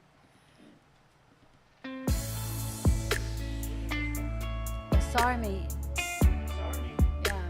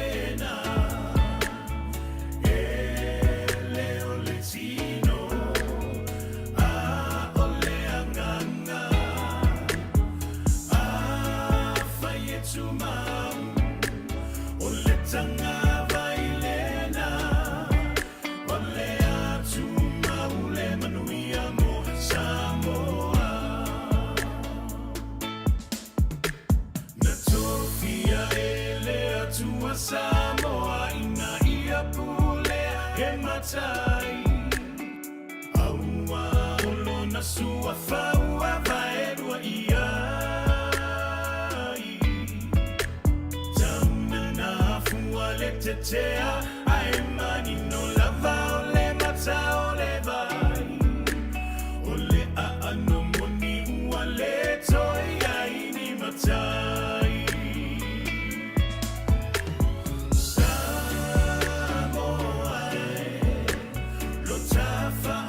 Elena, ele o letino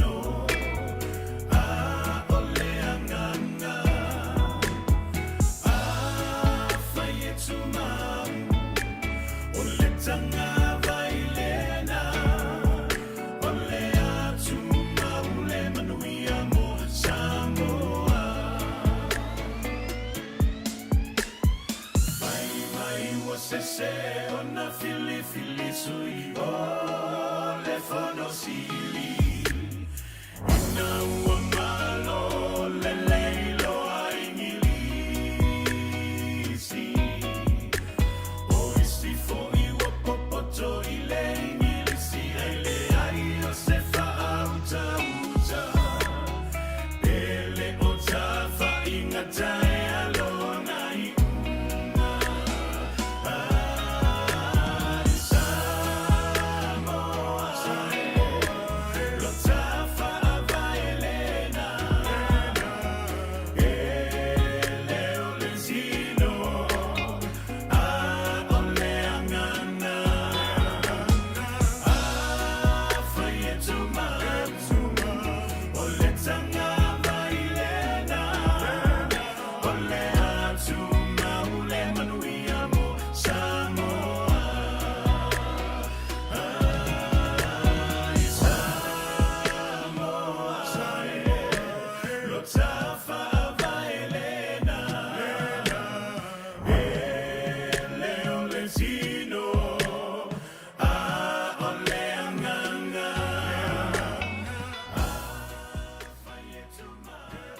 Yeah, talofa, toifa talofa tupoe. Welcome to the Silpafonga o Taiaupou talk show.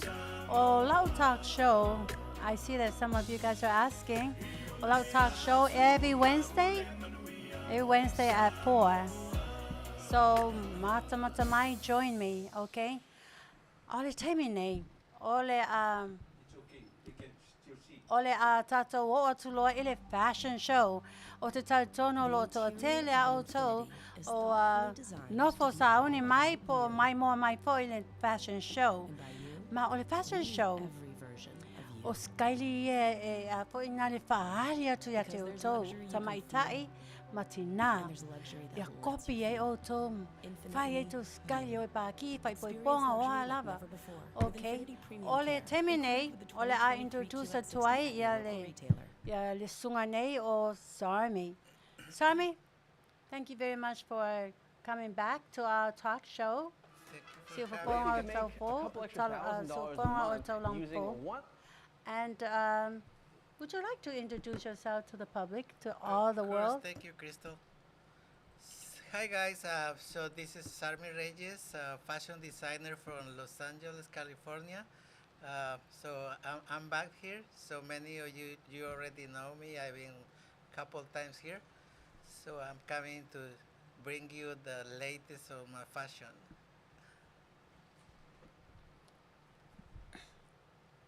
Again, ole Faafafine leo o Sarmy. O ia maule e oninga le pali hali.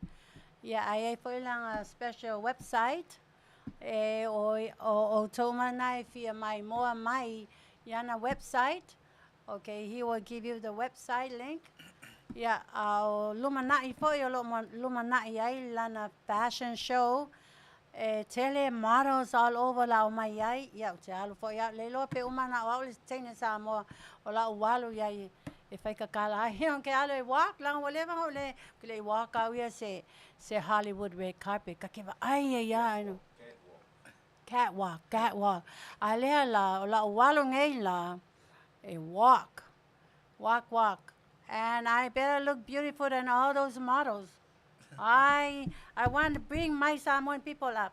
Okay, ola ato Faafofoga'aga mai nei wa mo stato pise. Ola ato Faafofoga'aga mai nei mai mo mai iskaili. E uma lole skaili lea o mei tua saule pese saule si skaili. O skaili la muli o le skaili e mawhaina o le skaili mo meo yo funerals. Mo oti, maliu. Ia whai e foi tau style. Ia. Vai, e tau te leo kokongi mai ia o e whai aku skaili o skaili kwa i kama ka ale la show aki a o go skaili pa Amerika pa Hollywood. Ia copy ai o go. Ia ko au le lei ai. Yeah. Stand up. Milo mic, get your mic.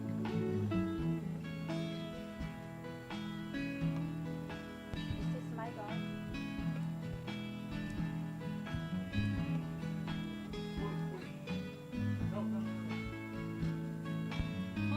Pull it under.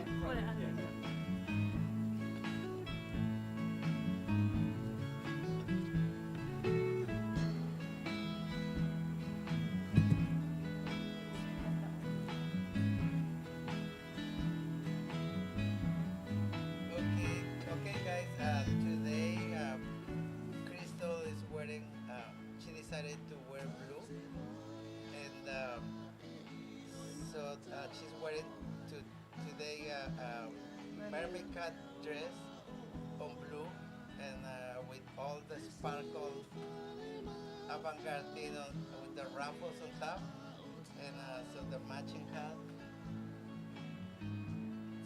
So it has it's an arrow shoulder style and she loves avant-garde stuff. So she's competing with Lady Gaga. No, I'm competing with J-Lo and Lady Gaga. Eat you guys out. So she cannot wear anything if anything is not avant-garde. All sparkle and so the cut is mermaid style and so she looks amazing. What do you guys think about that? And also the hat is matching with the hats and so she doesn't wear the dress without the hat. So now I'm a fashion designer and also a millionaire. So I customize any style of hats. If you ever need a hat, just let me know. You can. Yeah, and also it's very sexy in the back. It's open in the back, and so you can wear it for summer or winter or any time, and for any special occasion. Yeah, and you don't have to wear any bra. It's already adapted, to very fitted, and so you don't have to wear it. And also, she's very glamorous. She has a very long tail, so you can. The train is very long, so she's ready to go a red carpet or wherever she wants to go. I'm ready for the blue carpet. Yeah, ole sale, ole umi, ole nemele lalo ole meanga ka ole. What do you call these again? Mermaids. Mermaid style. Mermaid style fashion. E umi lalo alo pape. Ya la leo ko ke le kilo mai lo mai. Ba lo ke show up ya ko kai ko style. Aoi pai poi ponga. Yeah. Was kaya isi palang ina yo mo ponga. O si kuya ba nga style yo ponga. Ya la kun Samoa ya. O kwa bad one. La le yo Samoa. Yeah. Say payatu la le hat. Yeah. O le hat le. Yeah, take off the hat. Okay, the hat you can play around the different styles and also with the ruffles. There's a way that you can play around, but so we did the style for her and she likes to wear it that way. Or the hat. But the ruffles and the hat you can play around with the hat. Different Or styles. the hat, yeah. And I find out, or in a find the shape, any It shape. has a material inside that you can play with that, There's one style. So it's a mere level style of You just fashion keep moving it alphabet. and you can make like different kind of Yeah, styles. alphabet. Yeah, alphabet. Yeah, alphabet. Bye. Yeah. Pele iku vai angale so. Yeah, but Tiliai'a Sarmy. This is the style I want you women to wear. To make you look beautiful, make you look elegant. O style ya ele moi con catalog. E design nga ia lakwe mala fa con e te sosoangi ai fa pere mele. Le ai la fa pere mele la ai lo ya. I want to look beautiful. Awala oto. Oto to my tai. Lo what to know on tina lo what to know. E ma fai po ina wear e to fa na tene me yo e prom. Yo e. Hello. Eleona. Hello. Eleona. Yeah, o nela leo te fai atu ai. Ole hat lea. E so se shape a. Ai au ngā lawa ia o tō. Ia tō awe lei ai. A tō oi lai i pāki. E ofo pālangi. Whoa, lango style e whaaga te au. E watu i nei Amerika, watu i Hollywood. ele ai ni catalog. You know, lang whai Manu'atele signs like kong a catalog. Yeah, e oka la ia online sa okay la pol ba ki la oka mai koi lazy. No, we're one of a kind. So, ole mea la lea. Yeah. E pule a oil sky le whai. Depends on the mood. Depends le lang o low lipstick. You know. Yeah, vai whapena. Yeah, vai. Yeah. Yeah, au totono la. E whai le ia lea. Ia na via Faapitoa lo ulu no noi tua I whaapaku lo ulu I e ngoi lalo I ia mawai onge pau onge pau le ia silika le match na lofu le A'otua is a style you can wear indoor, outdoor, winter time or summertime. For any occasion. Mai Sarmy or any occasion. Ia pule lava la oia pue alu la lo le open le poi lunga le alu lalo ia au ia ke mau le alu la lo. All the gowns she's wearing, so there's one of the kind, and so they're customized. And if you like any of those, you can always contact me on my social media. My Instagram is Sarmy Reyes, Facebook and TikTok, the same as Sarmy Reyes, and so I'll be able to answer any questions you have anytime. Mole lava tato patona say sao lava tato pese sao walu itua e mai lesi fashion. Yeah, what?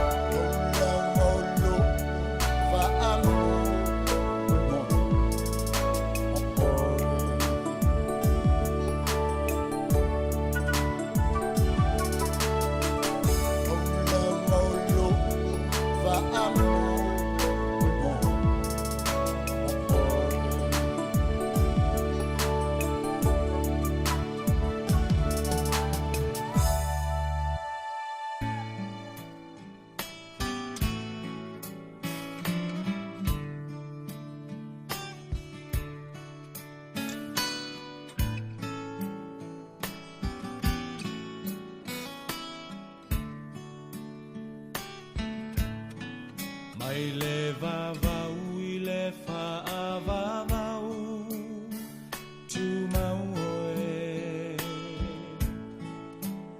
o le papa e le malu e lue lo uolo mawalunga o te sao ai mai le malosi o le itamai mai le vavau I le whaavavau tu mau oe o le papa e le malu e lue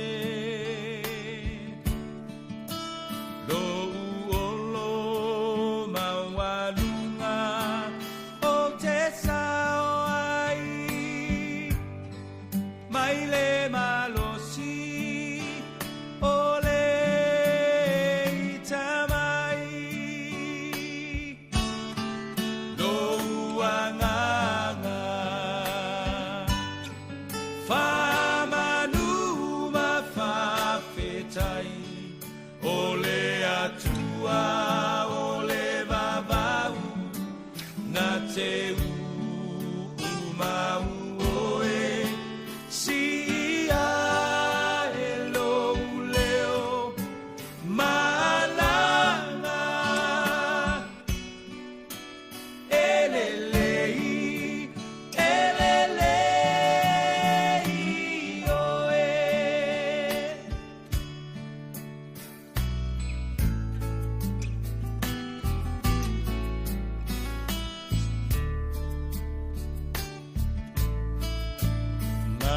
Malulu e mea uma moau Silafia e ia o umanatu Le tua le maunga le tua le vanu Bua bua pea Olo lelei mea uma no uanganga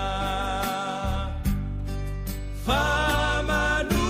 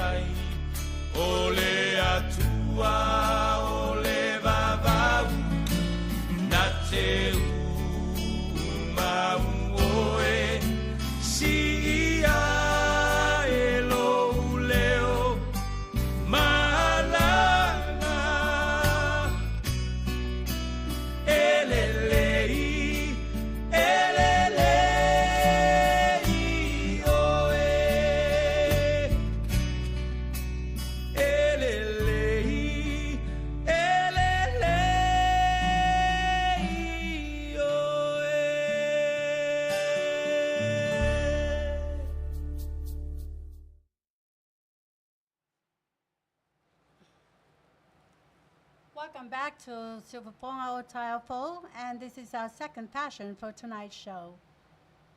And now I'm going to turn the mic over to Sarmy, the owner of Hollywood.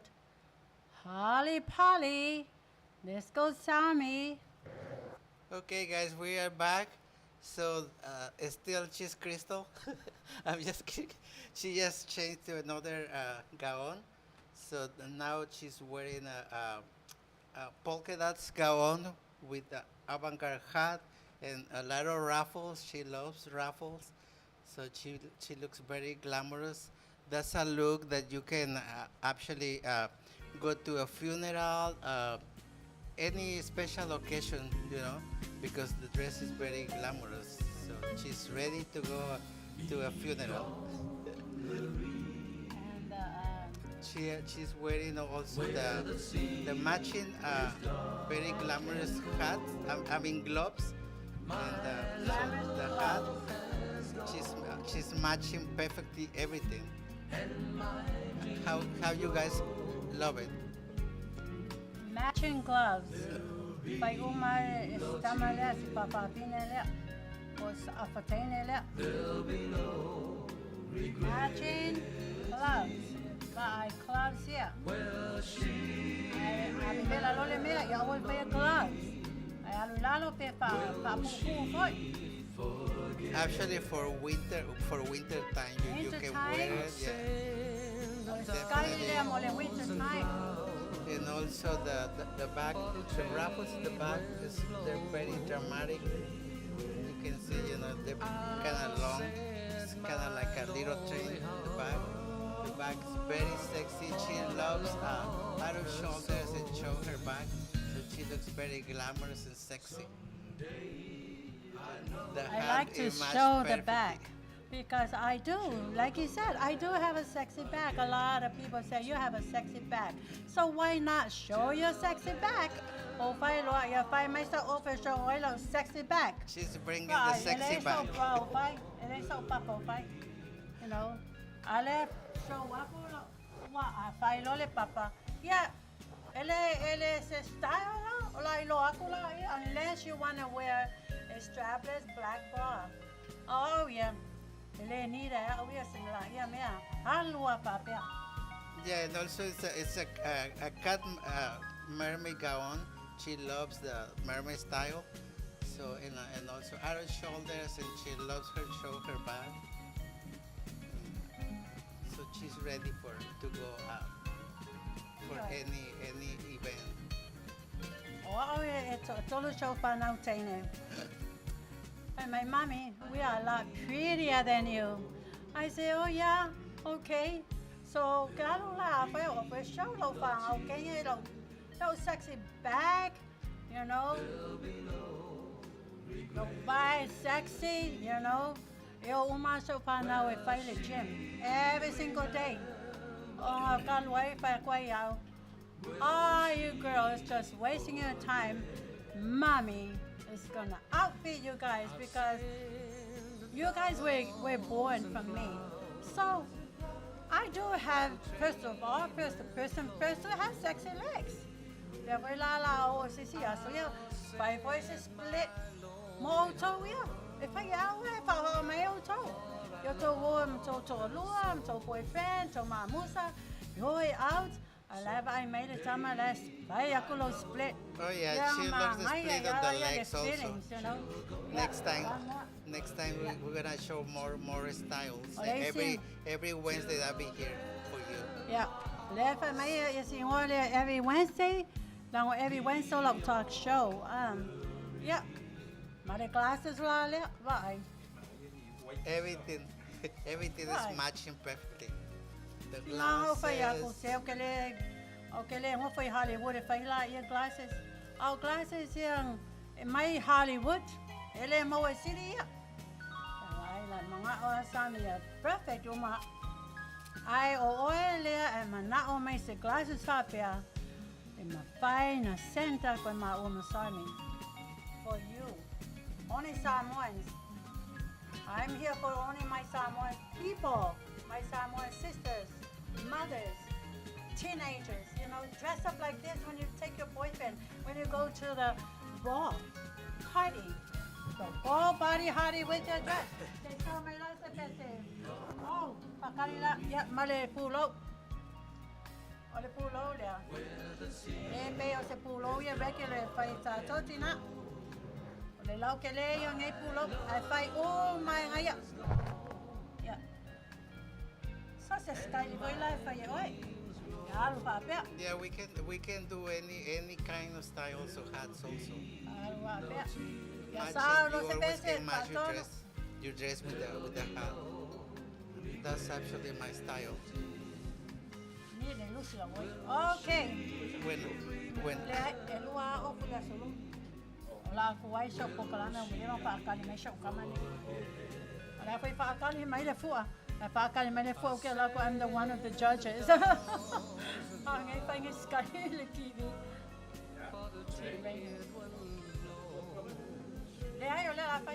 Thank you, Lobby. I love you too. We're gonna dance. Yeah. Okay, we're gonna do our usually dancing.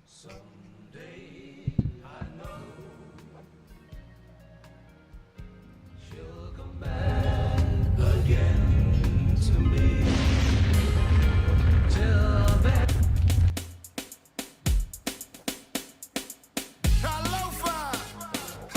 Just when you thought it was over, we're coming again. DJ King G, Cool Wise, Joe, to the dance floor. Everybody, move your body. Siba, Siba. Come on. Asian way, let's go. I'll be yours, baby, tonight. I don't understand one thing when I try to listen to one dub song. I try and I try and I try and I try and I know that something's wrong. Anytime the DJ decides to play, one hand goes up in the air. Everybody changing, doing the boogie, oh what an atmosphere. But all I hear,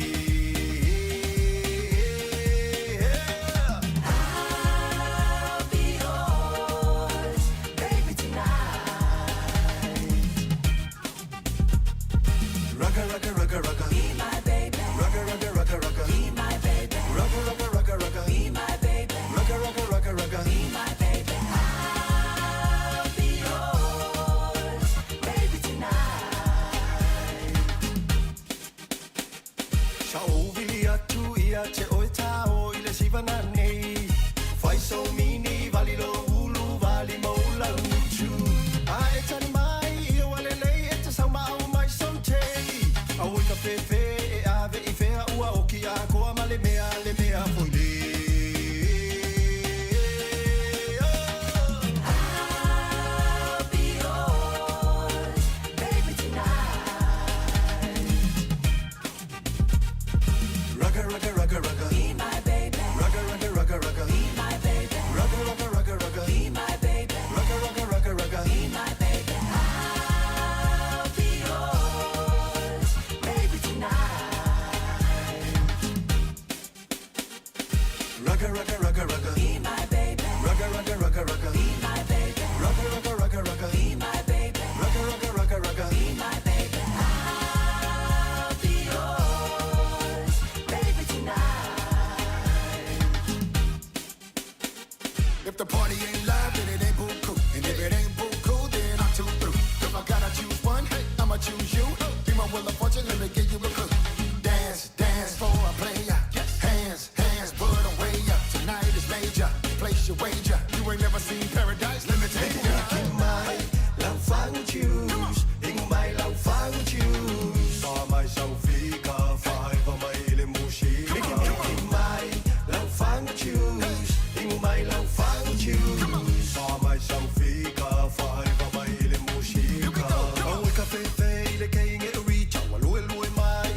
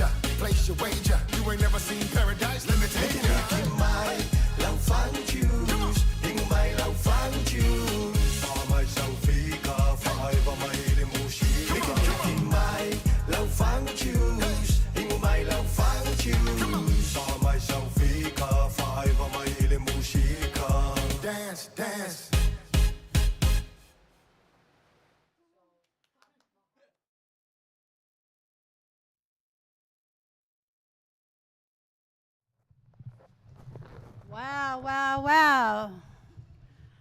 Olale, olale. How you guys like it, their dancing? Don't mind my dancing. Just look at the style, at the passion, so you can duplicate it for yourself. Okay. Eh.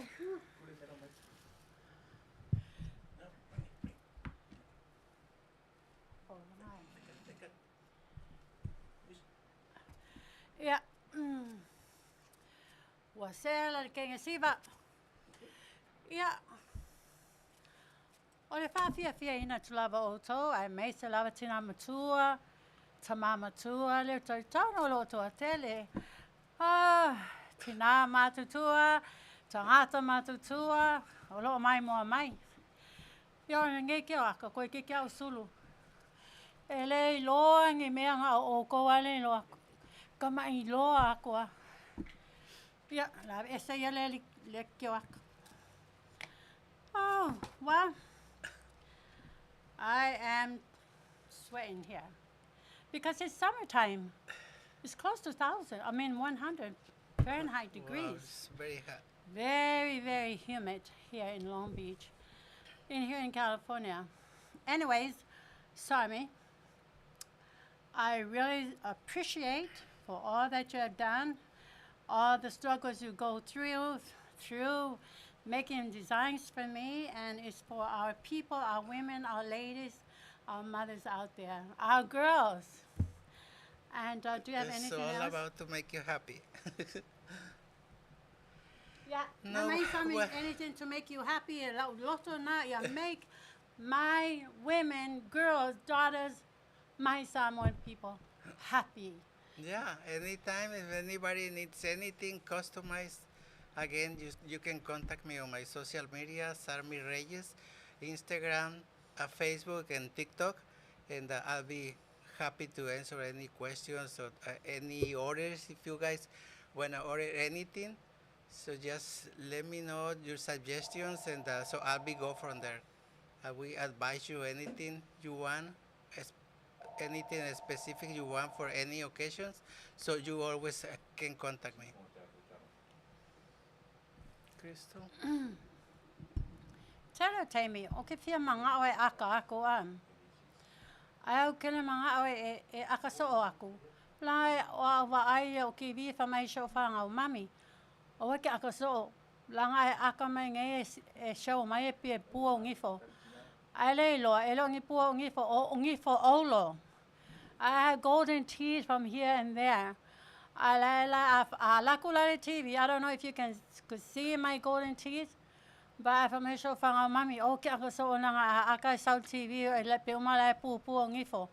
But it's not. I have golden teeth, people. Okay, so my beloved daughters, I have golden teeth. You all know that. Okay, Sarmy, thank you so much. We need to move on and move forward. Thank you, for having me. Thank you guys for watching. We'll be here every Wednesday for you. So be tuned every Wednesday. I'll be here. Thank you so much, Crystal, for having me. Okay. And thank you, SOTF Radio Samoa, for having me. Thank you so much. De nada. O Aso'au mau te alu ai po vai Aso'au uma po asolulu mau te alu piki mai si ingoalia. E moi, ia hoi langa nge e moi, awai. O ba aso leo o walu ai koe kiki a eskengi wa leva le po a le kau sao lava. O whai e loa, kei loa. A koe laku loa au e mai oe. Ia la moi oe lau whale. Alu e la lisi whale la le. E ia lau guest home e ave ai un moi ai. A walu la ia kai au ave. Ia o ma facing au Malo. A walu ngangi. Oi ka whepe. Sa o karkasi. Anyways, thank you again. May God bless you and your talents and your all your fashion styles.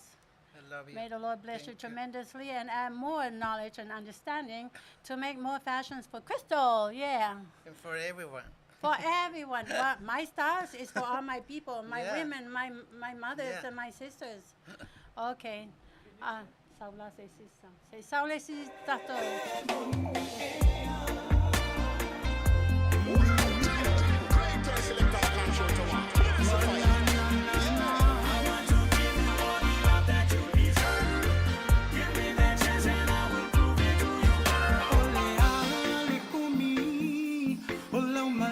toe fo I mai Faama fana fana ya te au Mava ai pe ai taimi uma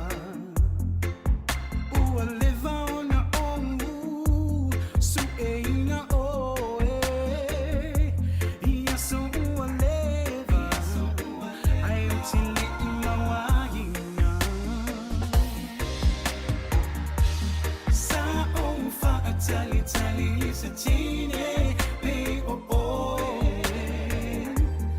O te tauina o i o lela lili O Samoa Tau mai ea o miti po o sa o e Sunga ua o fia mauti noa Pe moni ea all the love that you deserve.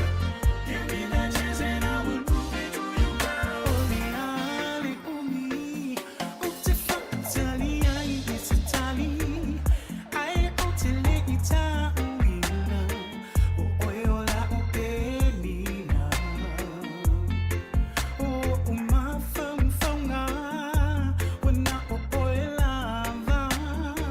Fiava ai mafusi a te oe, ai o te le'i moe.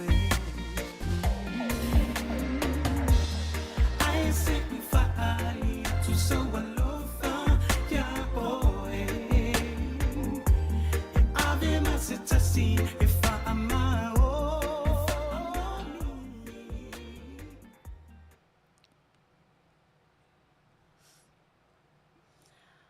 Welcome back to Silverponga Taofo. Hello. This is my special guest. I'd like to introduce to you all my special guest. Her name is Barbra. Barbra Anderson. Ole, let me say in English first. I met Barbra in Arkansas when I went on my mission. Now, Afiafi Barbra, il melena walo I failed for missiona in Arkansas. It was very weird how I met Barbra. Okay, but first of all, Barbra, would you like to introduce yourself to the world out there? Well, my name's Barbra. My name's Barbra Anderson, and I came from Arkansas for Crystal and everything else.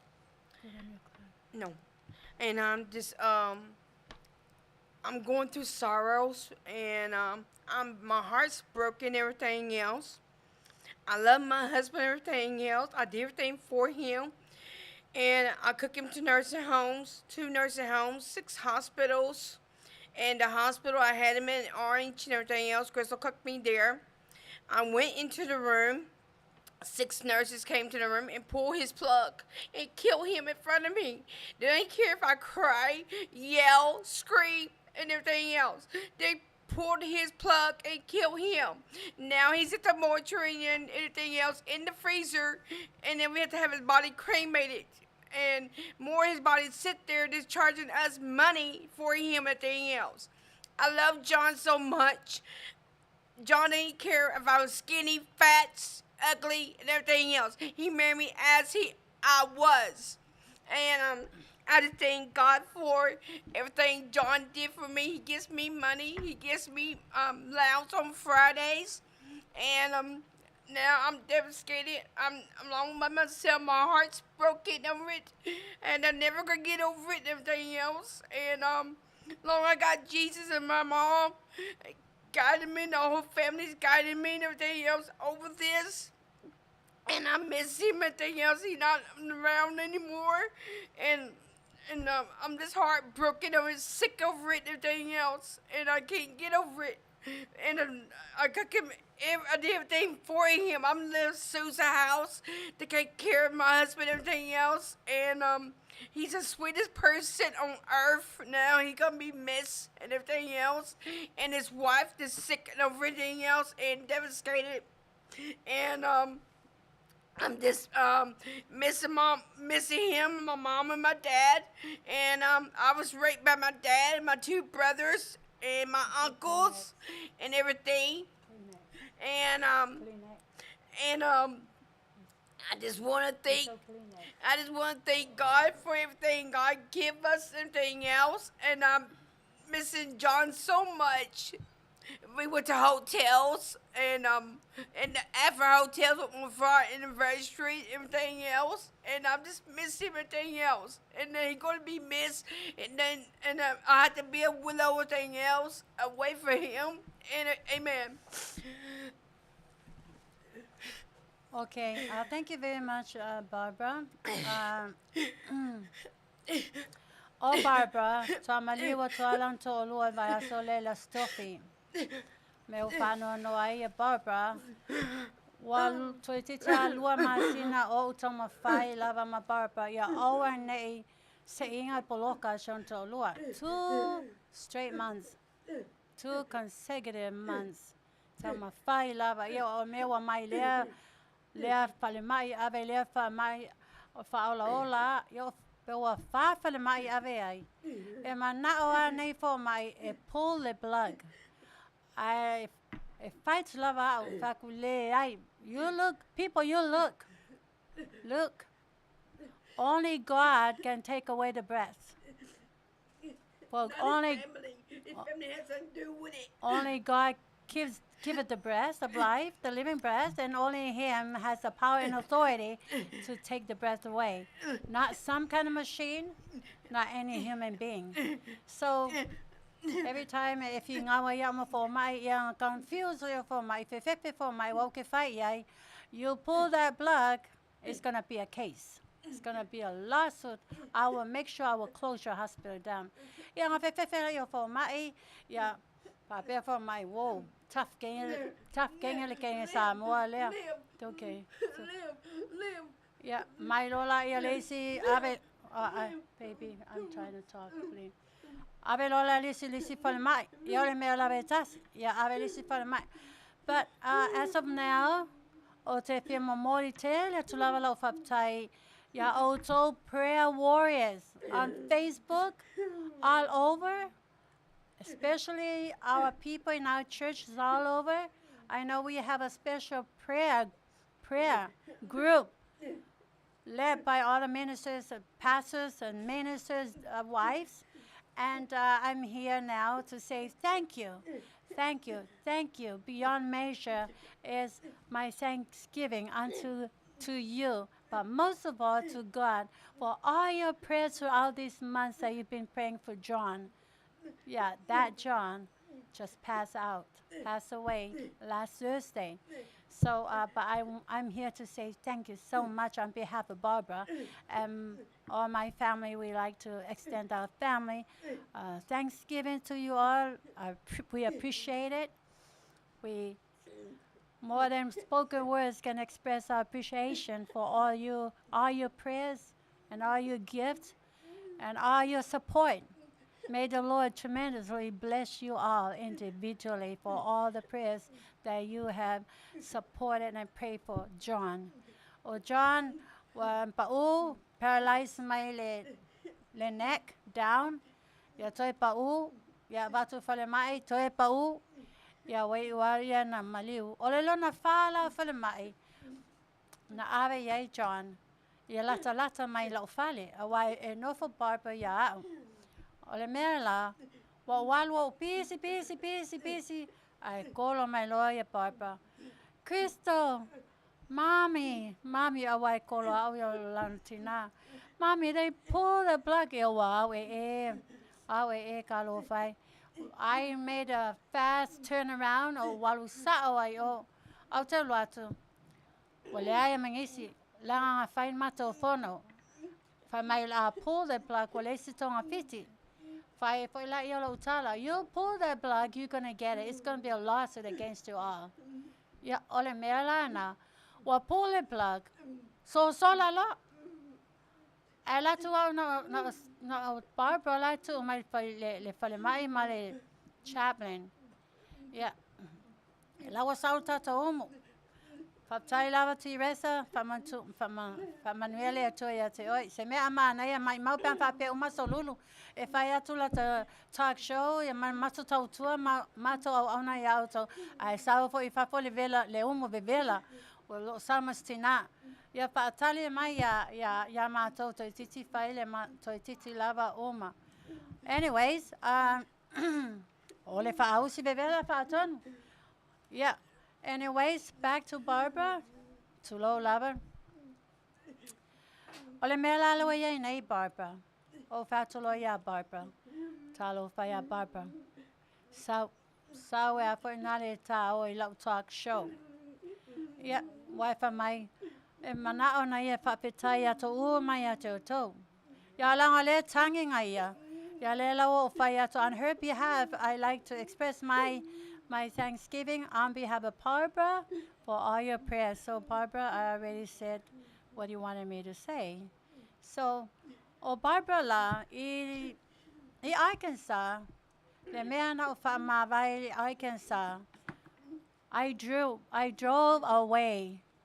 Wa walu e se lava, mea o whatua tangi a. Wa drive. Wa wo atu loa, ele o ngato tonu o Oklahoma. Awa e o mai loa Arkansas so ma Oklahoma. O le mea la wo iai. Wa call atu le manager. Wa call atu le manager. Wa whai atu, Crystal, it's a town I for mai. You need to come back over kulamo kupu. My o Barbra la kuma kanga ke la loi o lela la commit suicide. Wa alwa mai umang ofu lalo. Please come back, Crystal. Ko ke lola me kupu. O ko li liu lava. Ko alwa from all the way to Oklahoma, about almost 6 hours. O koe fo'i mai a, koe aloi Arkansas, ke la kulai kuma mai a kanga kai lalo ma skengele o Barbra. O la kua piki mai Barbra, wa kangi ma mai, e lei seisi, wa maliu ona mātua, lei seisi wa mu umauna tuangane le afi. Ia alela wa toe na o Barbra, e leila seisi e tausia Barbra. Ia lela wa toe aloi alio au. E a mai Barbra. O le mea lana mawhetau e ma Barbra. O Barbra, ele ai lalo. Ai se a, ona o ia, e a fwoi ngale, e la itite on tausanga. You have to be a senior citizen. E a fwoi ngale po le ono sfuli lunga. E ma whai oe na qualify e ai lalo. Le mo kukala lea, e tufai a o mawhanga, e au tangata ia. Ia, o Barbra, e young, 45 years. So ele me whaila nari lalo e ai. Ia, o walu loa, whapepo lale me mana o mai ele security card ia au. O latu longa pakwa papa, le apartment a Barbra, le 8th floor. Oka, peole la pisi wa alu longa peole, ole como la pisi. O Barbra mentally ill. E leanga ma fau le na mena whanau mai ai. Ele iloa la kuka. Ele iloa se mea, ele iloa ka penga le whale. Ia aua, wa ngofa ngai kenga so se mea e ai, kongi lalo. O wa pae umala pisi. Imagine how many months she's been living that, like that. O la kuloi kongo, oka. Ai ala le kengele, alwe whaakau mai ia apa me ai whaangale lai e kakala lunga. Yang ai ala ia le kui ma le sipungi. Tata lofa ia. So te loa la, o walo loa whai loa ka penga ngā whale. Ka penga mama ave uma whai I security card e o mai, ka help mai au ka penga le whale skenge le o Barbra. Yeah, then I became her caregiver. Yeah, walu ese walu ese nei la, yeah, ale wa kangi anga ia, koke loa, mama lau loko. Po le ale mamau feo maila, wa wo I Oklahoma, a wo koe fo'i lawe e whaasau skenge leo Barbra. O ke mi langei, o laku loa mai skenge o Barbra. Lau wa spulu wha nei tau sanga Manu'atele ma Barbra. Manu'atele pe wha loa tau sanga ai mu mai loa John, wha ipo loa ma Barbra. Whai e au le tonu. Yeah, o stama for your John, stama loleo John o maliu, and mentally ill. tusa leila o mentally ill le ma fau mai from birth mai le whanaunga ia o whai poi esa ma le alofa le atua o wa ai ale alofa le atua le runga ali i lea le misa e alo le tama aloa e whaatau mai lava steine lea le mana e whai le au me papena esa tau wa ai le sa tama aloa esa ma le alofa lan whai tua o whapea pia maua saka ko oloa whapea ma la ka ngofo ai ka penga le whale mai la ka me ai you know ya ese tangata ai Faafitoa I lava le atua tangata pe o lea Faafitoa I le atua ave ai le atua John wa tutusa lai God is a perfect matchmaker well match le atua ya John ma Barbra and I saw perfection in their marriage ele palavale le ita e fai o mai tamalo me mana o ai Barbra ole tala angala a John na homeless lua tau sanga o homeless lava le tamalo o John o John la sa nofo ile fai au o au lotu le e to a tolu fai au Pastor Betsy Pastor Ron Pastor Martin to a tolu fai au I know for John to tono or ya Pastor Betsy and I hope you listen to me Betsy but that was wrong that was deadly wrong what you guys done to John ole melana tupu wale aise tupe eto tongi ai le rent a John kukuli lo they just open a door pa yalu lo na le se kupe kongelo rent and there are 3 pastors ole ko akele le lokulea ai ko kolo fai au then Pastor Ron called me by my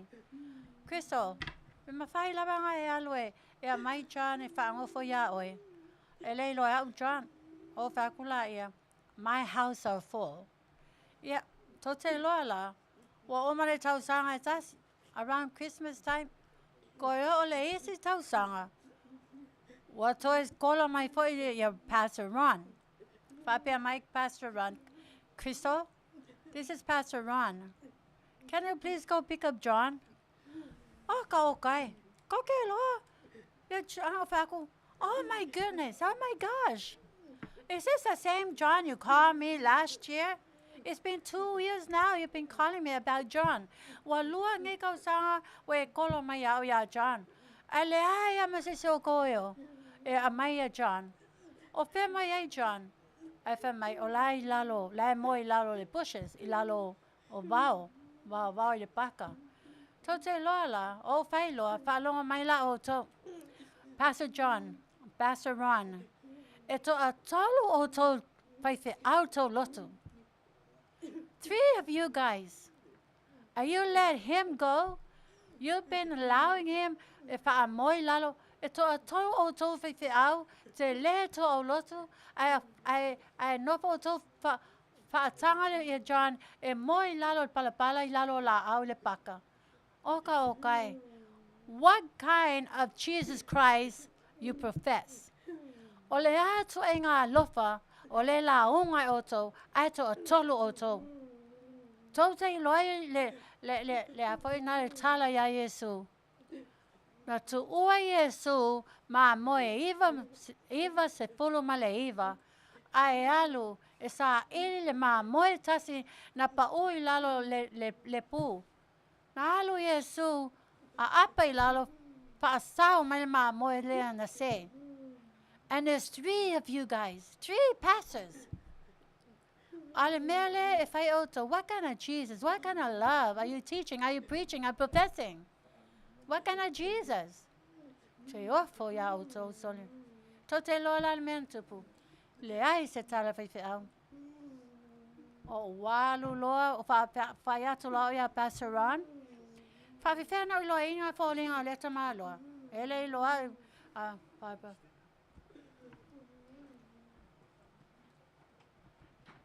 O fa ya tu loa. A walu nei lai so my John. How would I know how he looked like? Auaunaga mai John. O au te sau mai tamai au lotu. E tasi fo e mato fai au. Alela o ale mai John. If I found no loinga, if I might if I don't know, Christopher, if you see someone sleeping under the bushes, that's him. I might tell John. Ele pastor run. Ele loa e alu le paka lea. Ai va atus ka ngā ka o lai moi lau le paka o John ngā. Ia koke loa la. O woso loa lau ka avale. Le lau wapongi sale me wangoko le la.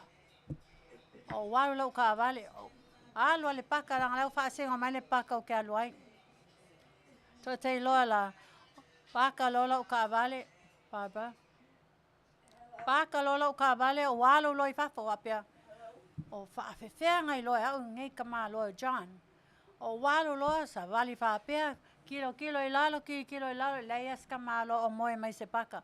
Awa sa vili malu lu o kama alilia ala ka alu la. O kulong faapea. John! John! Yeah. John! Pe lima le John. Aya kuloa. Wa lifo faapea John. O saule kama aloa, there's a male figure, tall, skinny. Alu faapea, savali sao mai au, o fongo aku. Ayu John! Pamai mea, la wa maka fefe fo ia wa pole mea nga o au kule yalo ma ave seisi. Eleisa o kolo e ke mea nga. Ya, pakula ia o au. John! Ai savali malo John. Are you John? Ai savali mai langa leanga kalinga John e kau lela longa kalinga langa mai mai alona fanaunga. Ya o mai lo John lata mai of John. Are you John? My mea John. Yes. Oh. Well, where were you? Where did you just come from? Mai le ya John. Wa unga moi lalo vao lai. O kango wa kuainga usau e kali mai lo fongo ranga kau kapili lo plankeke e ya in case e ngi monga pe ye ngi mangu vanga le palapala o fa kolo ya chance kao la ofale to te loala a ngofa John la ofale kau sanga a ko le ai se tupe na to tongi wa ai na o fa lango le lofo le tua ma o e la o fa now e la o grandchildren a o lofa ia John e lo fangia le tua la o fa now e lo fangia le tua la o grandchildren. Barbra, stop it please. Barbra, okay, go give you some water. Barbra, get some water, wash your face. O leo te whai atu o tau. Na o walo a mai John tau sanga a toa. O no wholoa ma tau mwhai e whai pepa o Social Security. E mau waise sanga tupe sanga le mu. Ia, e umi ia teimi na. Pare lawe, kere ngai kere phone sos. Barbra, turn off your phone please. Okay, Barbra. Barbra, turn off your phone. Barbra. Turn off your phone. Okay, and now sit down, baby. Yeah, ele fa pe apply a kuloma walo ya sanga le mu. E aluale kemi oisi kemi e balu masinga ongo le balu masinga o ka mau me fa penga. Mau alo le ako ingale le sanga le mu John. Ya wa back pay mai la John wa kemi ke apply ai. E kokonge ia mai aso le nga apply me ama ko nga nge America. Ia mau alo le tope John. Fia lo John. Ba ai lo Barbra ya John fia lo Barbra ya John. Ai bengale mau le sia ke skamo John ele ama se fia lo Barbra. Fia lo isi kama wa fale au nga o kama. Mau lo sia ki alo la ko Barbra fia lo ya John ma fai. Oh I love you. Yeah, oh John la ele ai ma se kenge. A lot of men in my house, they were never married. They're all single men. Yeah. Fakulola yo papa, famelo papa ya. Crystal, can I be her boyfriend? Or his girlfriend? Yeah, sure. For my boy John, can I be her boyfriend? Yeah, sure. Yeah, fatanga lo fatu au ya la wa. tasi le tausanga e deitai o loe mama lama leisi a wai mental retarded uma o lua, mentally ill uma o lua. Ia, ma sani lo leisi, fai paipo loa, uma lo tausanga o walu loa ave le court. Nano no for my law 4 years ago. O le tupe la lea John. Ele never before yeise California John. Alo Lord John wa faile California.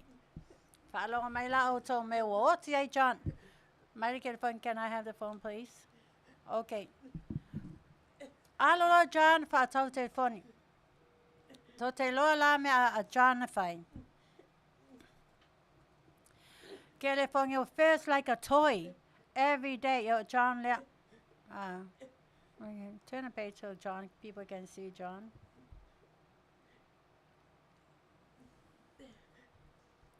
Yeah, John, John to lua ya noti a lai e open mouth a pena. Lo o te whamatala te o tau le mafo anga le o te John. Whamon mole pe ma whainto o e whaito telefoni whapolo whamili lave mai a. Okay. Turn off your phone, please. Okay. O le mea lau o ia John. Walo mai telefoni. Wa pe ia le telefoni o le atua ia John. Wa marry John i le telefoni a le marry a Barbra. Wa leo stai John, fato nunga le atua pa mai zao shall not have no other God before me. Wa avele telefoni wa fai matua John. Ia Barbra le kia se John ia se Barbra fa pe. You know?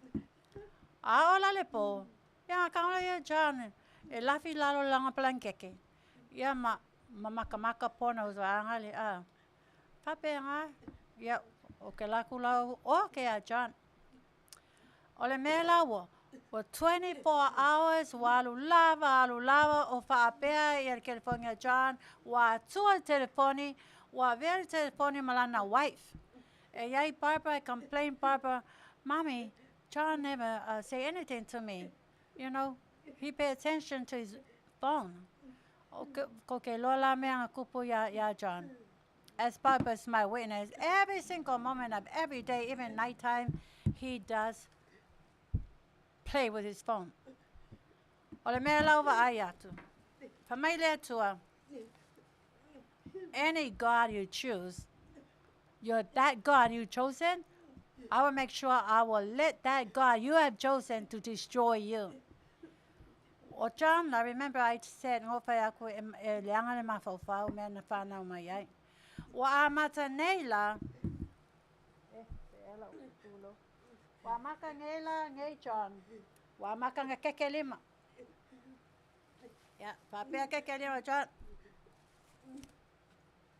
papa so yere kangi famole mole se la lela longa ukala le pai papa ya wa maka lo papea wa maka longa papea ye lima John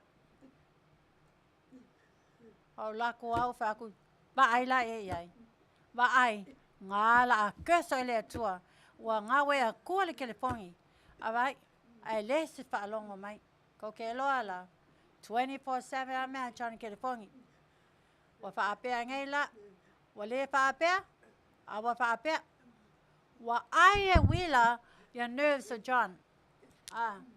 Ya walu. Abe whana mai, alfa mai. O koi oke. John, bye.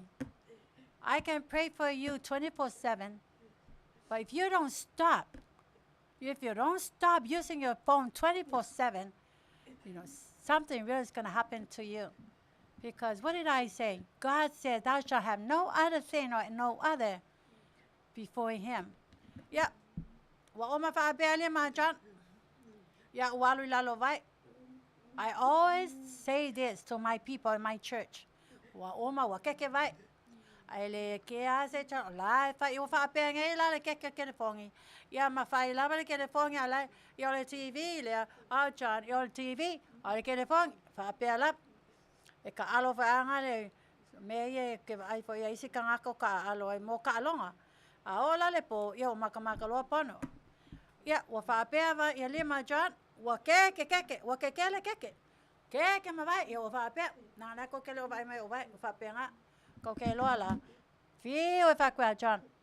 Ua ai le wila limo John. E whamai le atua. O le atua, e te, e awana I whai mo oe seise atua. O le atua, e te atua iai. O le atua na a whaaleanga ia te oi. Whaafianga oke a John. Ia whaapea ngai lamile. Mo kua whaapea alima. Kua keke. O le isi lame o kusa so'o ai. O le leulo John. Wa ai le wila lima. Wa ai le wila vai. Wa ai le wila leulu. Wa o ala I o whaapea. Ki ngā whaapea ia John. A o lai lawe whai are kere whang. Ia la o whaapea wa ai ngai la le wila le ia nurse o vai o lima o le ulo John. Ko ke loa. E kui fo John I lunga. Ai pa uloa. Wa le eise nervous a poe ai. Wa ai le wila nurse. O lo te whai yato o tau. I'm sharing this with you. Ia oa nei tau whaataitai a John. Stay away 24 hours from your phone. Nā alula ia fo mai o talana fo mai. Neurologist. O neurologist mo meo fo mai o nerves. O le kalangai fo mai. Whaasalo e fo mai. Wanga o whamakala o mai fo mai. Ngā saula o whale. E normal. Ai le aia sa e ke le pongi o le kupe la le ngā mo Social Security.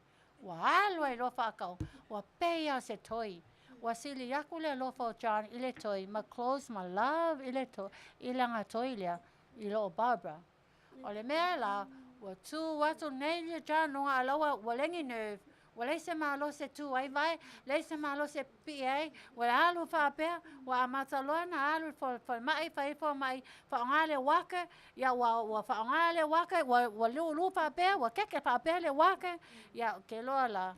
Wa uma ma nerves. Pa u. Paralyzed. Paralyzed from here. Alu I lalo. Pa u mua ngau le kua. Ia awe whai surgery. Koe mai foot.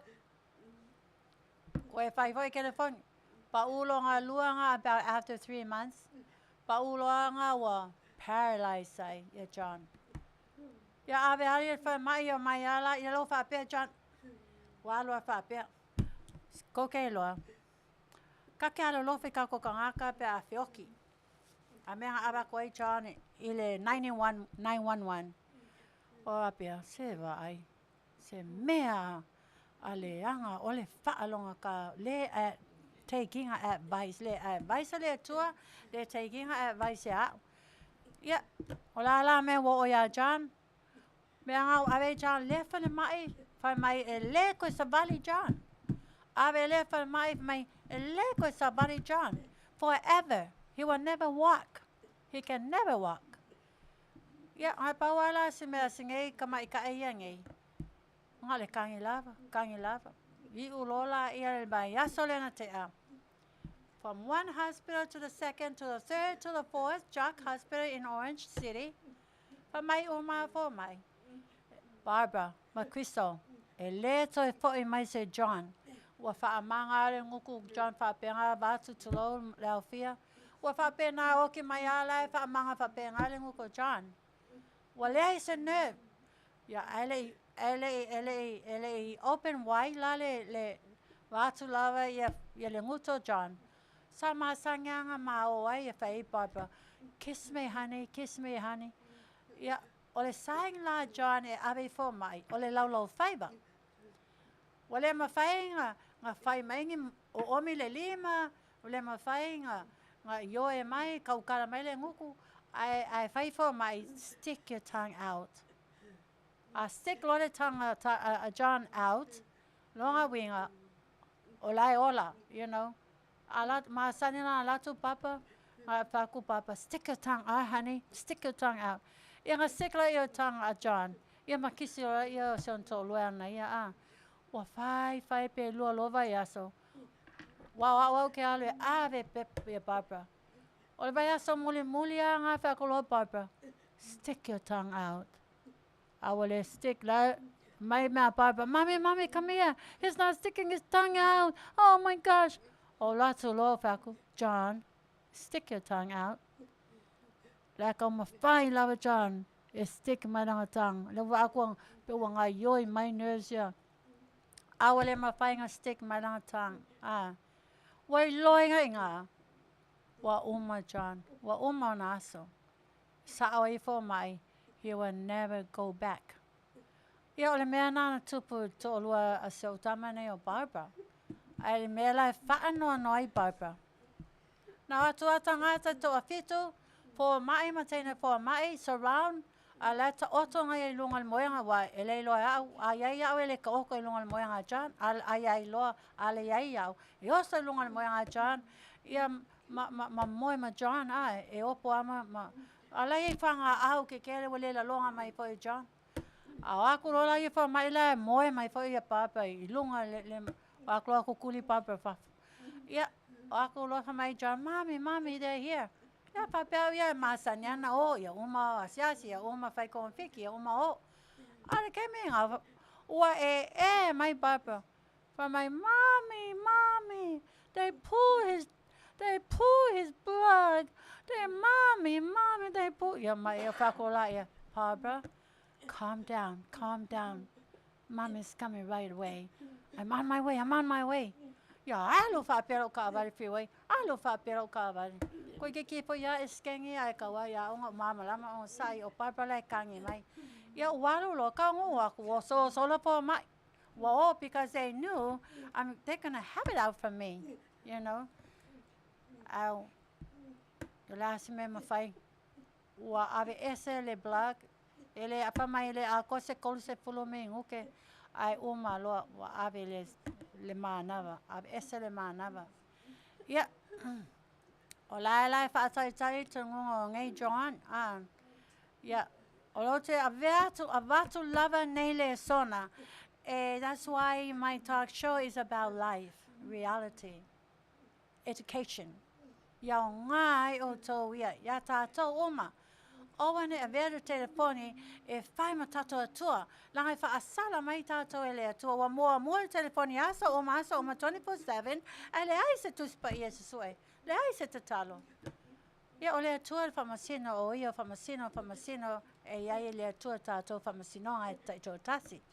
Ale o te share te auto me ia mena tupu ya John. E sa o ai le upo le atua. Whatever God you choose, I will make sure your God will destroy you. Okay? So, Barbra, I know it's very hard. You know, our condolences for you, Barbra. And I already said to the public, to all those prayer warriors who prayed for you, for John, and you especially, you know, I already thanked them. But anyways, Barbra, like I said, Barbra, there's a glorious morning very soon. And I told all my household, look, very soon, Jesus will come and Jesus will rise up those who are dead first in the Lord. Ai oya John, you will have wings, you're going to fly from beaches to beaches. Yo felele, I bear, I apu, you know. No more sickness, no more sorrow, no more death. Okay, Barbra. Okay. It's okay. Okay. Okay. Barbra. Come here.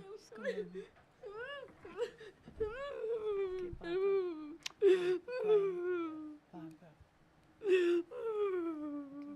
Okay. Barbra, can you want to say something? No.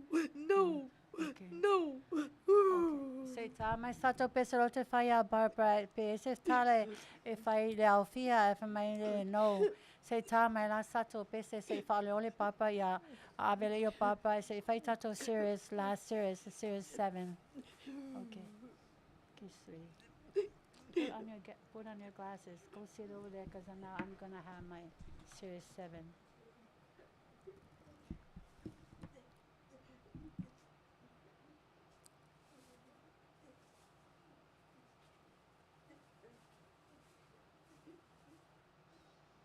You want some water? Sarmy, can you please give her water? Here, Barbra. Barbra? Barbra, Kim. Oh.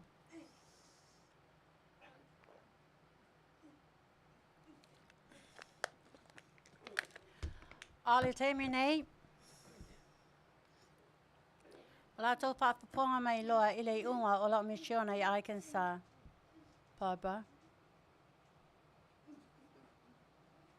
Drink some water, you'll feel better. Calm down. I cannot talk, Barbra, when you're crying. Okay. I see you. Love you, Barbra. Calm down, Barbra. O te mi nei la fa umatoi loa lau serious la misiona de tua na wina tua iau, na wina iau I Arkansas. Ua o nei la ina ua whain maainga ma Charles. Ia o whai atu loia Charles e te nofa I nei California e alu lava lo loto I nei mātua ma la unga luenga le whale le spululua ia puloa. Le ma tangata matutua ia I was a assistant director of activities there. Well, tu uma mai mea uma ia te au o te running operate uma mea uma e kalesia o choir mea uma nana whatotoa ina iau le manager lea ma o le mission na lea tua na wina iau. Wa whatulola I Charles o te nofo au te feel guilty le o nofo ia oi ai to tasi oi to tele tanta matutua lai ai po peta ngisi po femo ia wai le loa lo sau ono pa matala tu po ia auto o le fa se au e Charles fa mai mau breakfast no fa se au ave au fa matamata le courthouse ia pe uma ana nafi na fai uma nei me no le courthouse le te wala to le se te le te mai o vanga I to pe uma sanga fai pre-arrange e Charles ia na fai poi ona no ala ia fai poi o le malai vale le o fa tauta vale ki ai ka vale malai vale le o mai nga ngai sha fa now ma o le fale o fatula Charles le Afiafi na o to tasi ale ano tangata lai feta ngisi mai o misi au kalo fai po ko o ifa foi lau vaanga I e le fafanga o faku mai Charles so let them go you know the government will take care of them o faku la ia cha vai oi o nga ngofa fa se au ke ngofa ia oi ai uilea ana le Fetalaiga to ia to tongu o le courthouse po le alo fia ngofa ia ke le ke ia oi you know o lo loto misiona le atua. But because na susu e lo to spaia, if I mai to certainly surely. Yang ala wo fai po ia, le lo fa ku ia, fia la wo fa po ia oi. Au ke le fia fai po ia oi, o en fai po o en fa se uma. Ia eu le, ai oi le o le finangalo le to Tiliai'a. Ai le lo to fo. Ai le fia ai la ia o lo to fo. Yang ko ka nga ia so ko ke le ke ia oi. Na ke le ele sa o lofa ia oi, you know, o fa ku ia oi. Ele se si e ke ia ngofa maku ku o lofa le si. E ka nga oi au to e date o lima o kisi ma o dina ma me pa pe ngam fa ali mai fa ali atu, you know. Ele ki me pa pe nga ke a woso le malva le o mai. So, o fa ku ia John, I don't care about you. You want to leave? There's the door. My heart goes out to my mission. To those people. Yeah, my earlier Charles, la me la fai oi. E no fau I alu oi. Whatever you want to do, you want to come with me? Come with me. Go get your car. Wang ki ai lang ka vale o mle vale. I ole ka dila. Yeah. And my man Charles, no, I stay here with the kids. Yang ala ngofolo Charles I alu loa. Alu lo ka vale, alu vale la kwa mai lo ka vale le nga pakale vale le us malai vale le usaulo. O ka se fia kangaka. O la kwa ka ukara sao. O vai po ipo ya Charles o ka malo e ngofi lunga I le 11th floor. The room 28. Afa mai uma kangaka ia. Ma o fa my neighbors Charles. Ele sa wa ka malo ngai lalo. Ai a ngele po o ka se kele o kenge au le le o mai kong le poku a ka malo nga. O kari kong ai lo langa vai o mai kenge Charles all over. O fai lo yo ka malo nga o fai po ai fa mai le tu o fai po ai. Ngala nga o fai po ai lo. O fe ka ngisi ko fia o ko luaku. O fa ko lo la ia. O le la o sau fa ko fai a o ko. E ke alofa ke le a o ko. I have to go back o umala mission. I have to go back. O uma marry out. I have to go back to my children. I have to go back to my church. I have to go back. Lo e lo ko lo I have to go back. Mato ainga. Yeah. Tote loa e komo la upoku.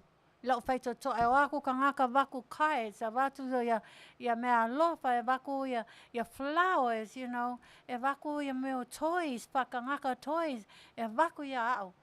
E asa oma. Ya. O li folola i lalo. Fatu fa. O sau loa ya au. O laku tono. E se mai whaingata o se minute whapena. O tangi lava. O wa aia tuletina. O wa aia tuletina. O whita ngisi mai. Mana tue la tau. O au se luanga la tau ulu. O au whaia la tau se vai. You know, mana tua. Ta malo loa toi ina. E o mai e wili mai lako wheelchair. Muli ali e meo te aluai. You know. Se mea aleanga. O au whapea te tangi. Ai tolu oti o. O loo whengai a ma malio e tolu. O e tolu o Barbra John. Ma wali. Ma oti a ma wali. Oti leote Cristiano. Pese ana ia. Pese pai tau tu spa ia. E kolo anga prayer warrior, very close heart to heart relationship with God. Ave le tua ile manava wali. Ave like he will rise again. God say he will rise again.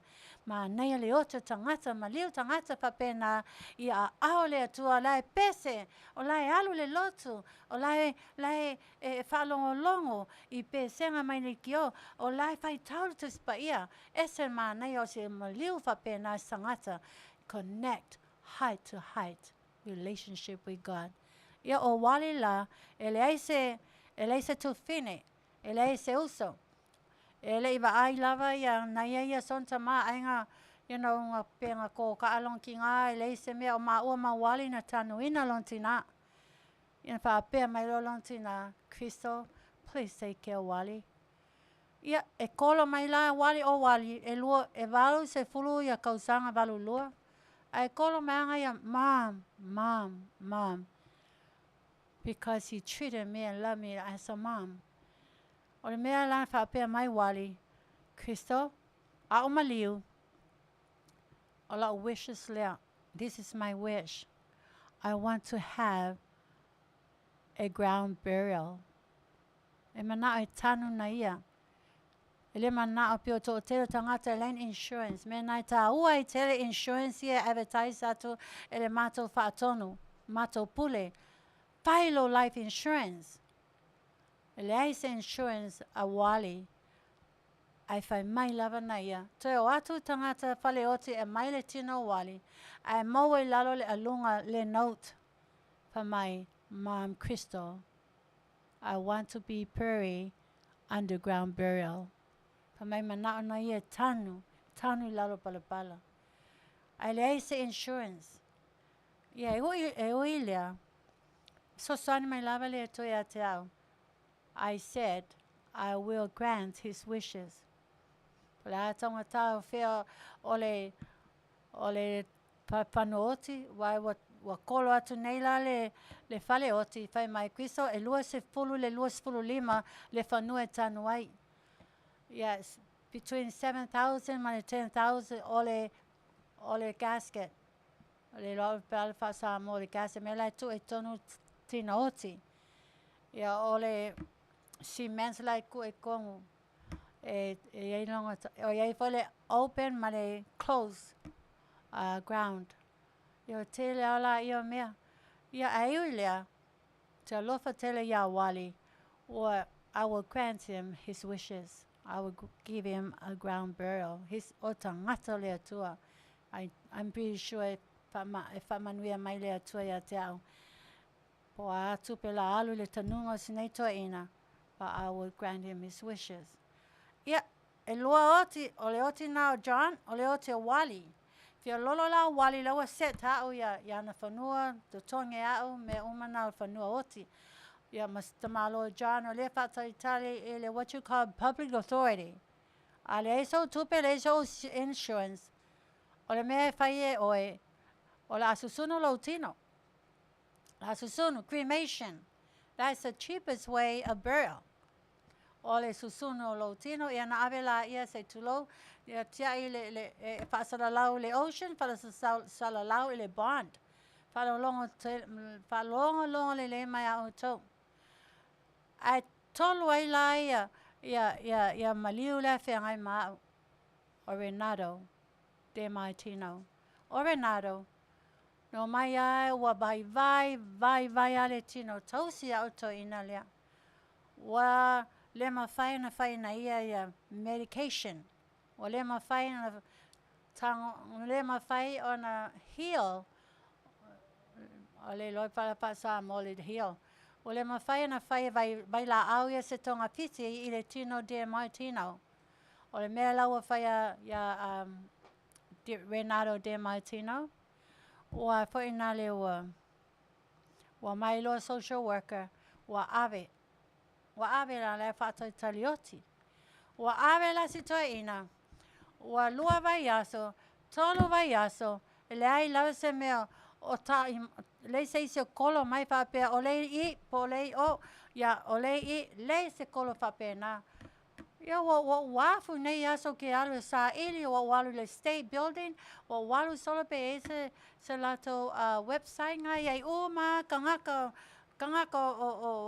each members, each individual lo no fa in California.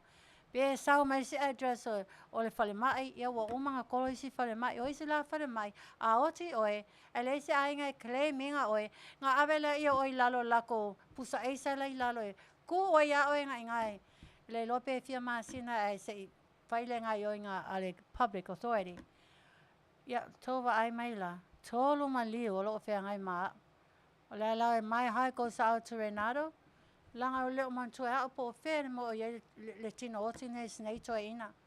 A o ngā luea ngā ngai whai. E le ngātai tausi, whawhanga whata ele. E ave i le lotu sā pati uma. E soso wani. You know, ave whata whawhau. E a male leo foi. Ia au foi whengai mai tanunga. A wai le ni lato a inga. Le ia a leo mali leo. O matutua, loinga wali ma kua o feola, feola. Le ni to alua, o to alua so ina le Renato wa sola le finga alua I kalia. Ai lawa o le se ainga le se whanau. Ai mai lo ia. Ele ngata la lo misiona fai nei tangata uma. Ele ngata tausi a lato.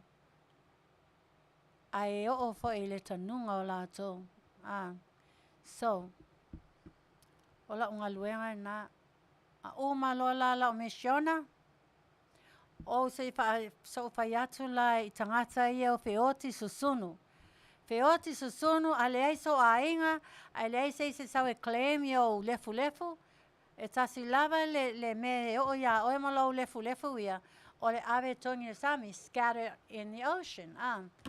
Ia whalonga mai la. O wheme o mai ia. Ia mai le ocean. Ia wo whaila utala wo mantua nei. Ia tangata otila wa avela tau tino tonu le Sarmy a.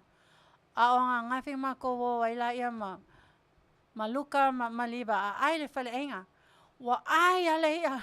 Ai le sa mangi, ai le ia. Whalai, you know.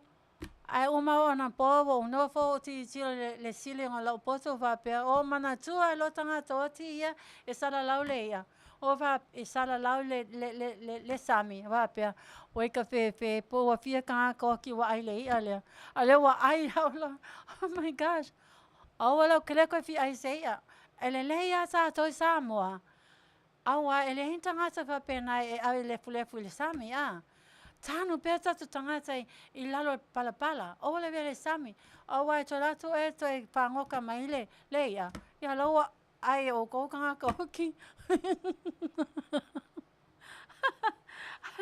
anyways wa o ma to tangata mali liu o lo pisinisi wal wa tangi a lea tangi a John tangi a Wali tangi le moinga kalo fai information fa now mommy go look for Renato o fa ko I have alai o mane ya laule tangi wale ai ni o loi mata wa matu tu o ta loi mata wa o mana tangi ona nei to ina I lo wa lofa ai wa mali li wa le isi le la unga luenga e fa ai u mai a unga luenga I le o langa tangata nei o te nofo matanu tanu fale leila to ya to e se sangata tanu ina fa mana yan fale leia o pe what you know ya thank God o lai fiola so fa now e mana ya le tano o manga faila o wel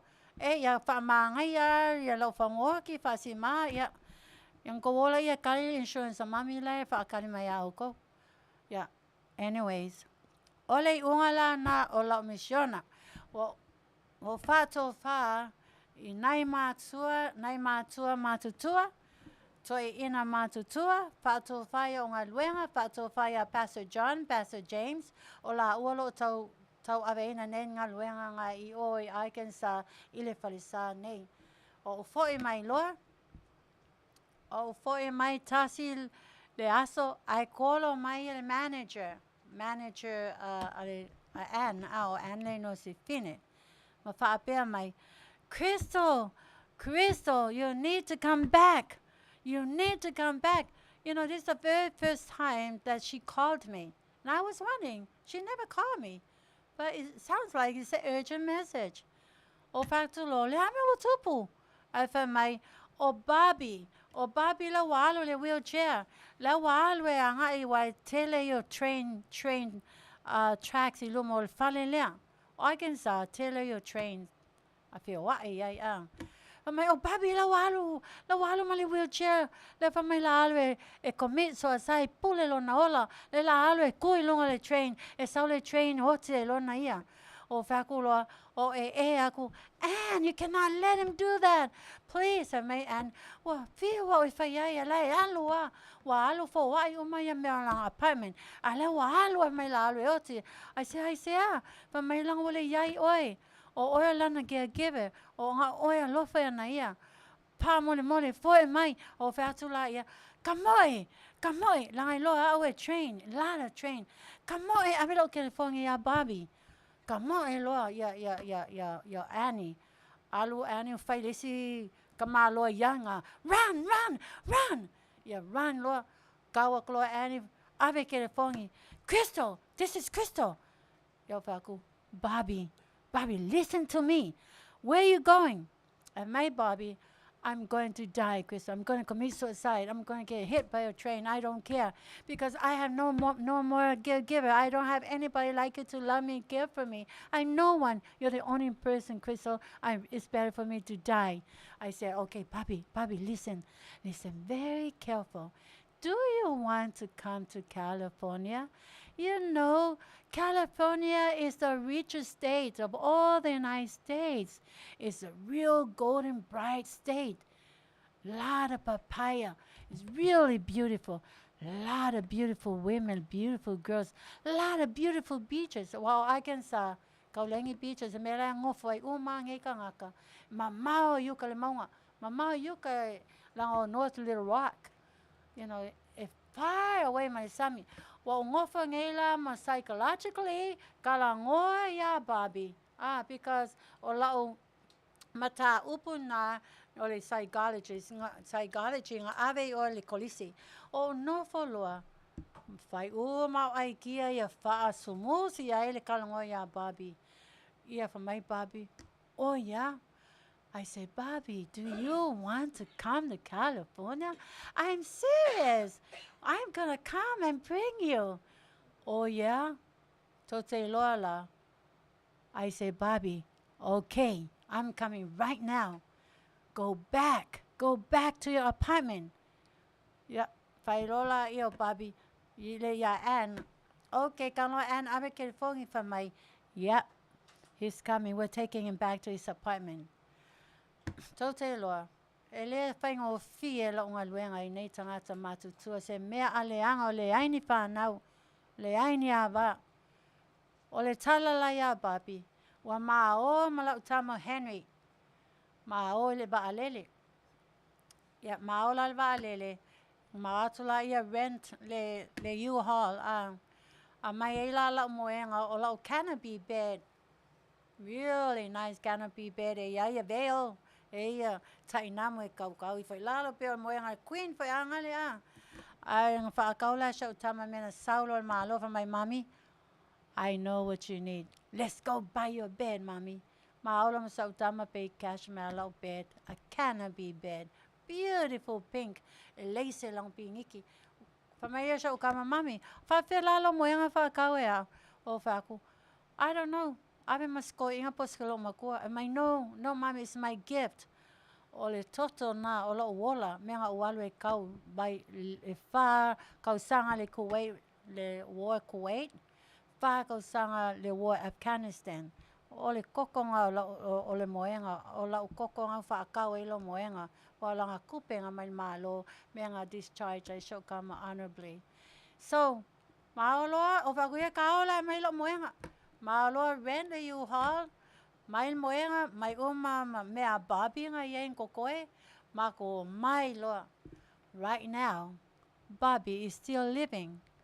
Lau fia lava e la lan whanau teine. Now, ese Barbie, they were like very young. Is fu tasileisi as fu lua. Awa matu tua whai whanau. Yo aso o mai kolo mai es yaki mai la tama ma whawhetai mai a te au. Mai whawhea la ua lewa ngoki Barbie California. Whako, oh no, ai mai tēnei te o, ua whe lesi atu, whe vengi atu Barbie, ua savali Barbie, no walker, no wheelchair. Whawhetai mai au tau singa o Barbie. Ia tova ai fo ia Barbra. O au foi full mai whātau sao ma futa Barbra ma au. Lau tau singa le ia Barbra. Ia mau, vi ia le atua. Wai Manuia la o misiona vai mai lo me alo fo to lua toi foi mai lo e kalesia toi foi mai show whanau toi foi mai show ainga toi foi mai California. Yeah, 3.5 years God led me to the wilderness to fulfill his missions.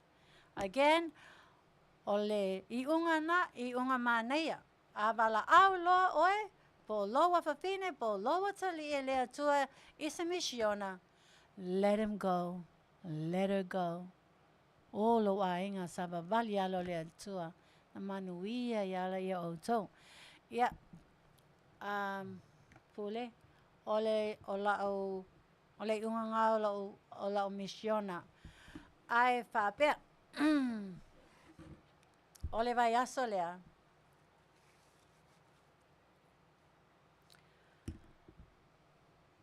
E lau fashion, ole ofu whai poiponga. Ole ofu e design e maua. Ole atova wa ai, ele matango fi ole nei ofu whai poiponga. Ia, male, I'm asking, ele ai so wo, ele ai so tolua, ele ai so paanga, ele ai so boyfriend. Ai lale vai aso nei, ai pu e mai so wata, ma saula ia, e wha la a whai o e maupaanga, la a whai o e mautolua, a iei la se ta malo e piki au, e vean ma lau tolua po lau paanga e nei vai aso atoa, you know, you're open to applications, a o atu lola ia wa vai aso lea, a o tau tanga e mai se whaife au. Ilona winga. O lai e le tama whaipo la ma whaipo i le vai aso lea. A tau wa ai mai, la e sau 5 a iau. I longa winga. E le ei se isi qualify. O me la ia. La su e atu ai oe. E serious ala utala lea. Pa mai le atua. Nofo se tama Samoa. O te le fia nofo la se tama pae. You know, tama nao e nofo se tama la poa. Ma neia te tele o lima ma losi e opo au, you know. Ia, o le qualify na, ia la poa oi. A la poa la oi. Oh, qualify oi. O te me mita sa uto olua e la poa. Ia, po le ale au le anga i fia, ia la poa, you know. Lona lua. E si yaki e au oi. Pu e mai la ia lo wata, Pu e mai lese o futino, pa anare ai sulu le ie. E lo mamau tua au. E lo mamau tua e au ia oi. E whai lo pea. Remember, o ke le manga e make mo moe ma se ngata. Mate man, o te mana e mate mo moe ma se tangata. Ai lo le ngata. To te mantua, o le ngata nga sa wai le winga le o le pea. O te le mang na o la ia, o e sama lo le apply mai lo application. A iai o pea, nan mate le man, o te le mana e mate mo moe. Mate make love. Mase tangata, mase ngata. But o le tangata, lon, yeah, qualification. Ia la fai qualification mo o tangata la poa, tamalo la poa.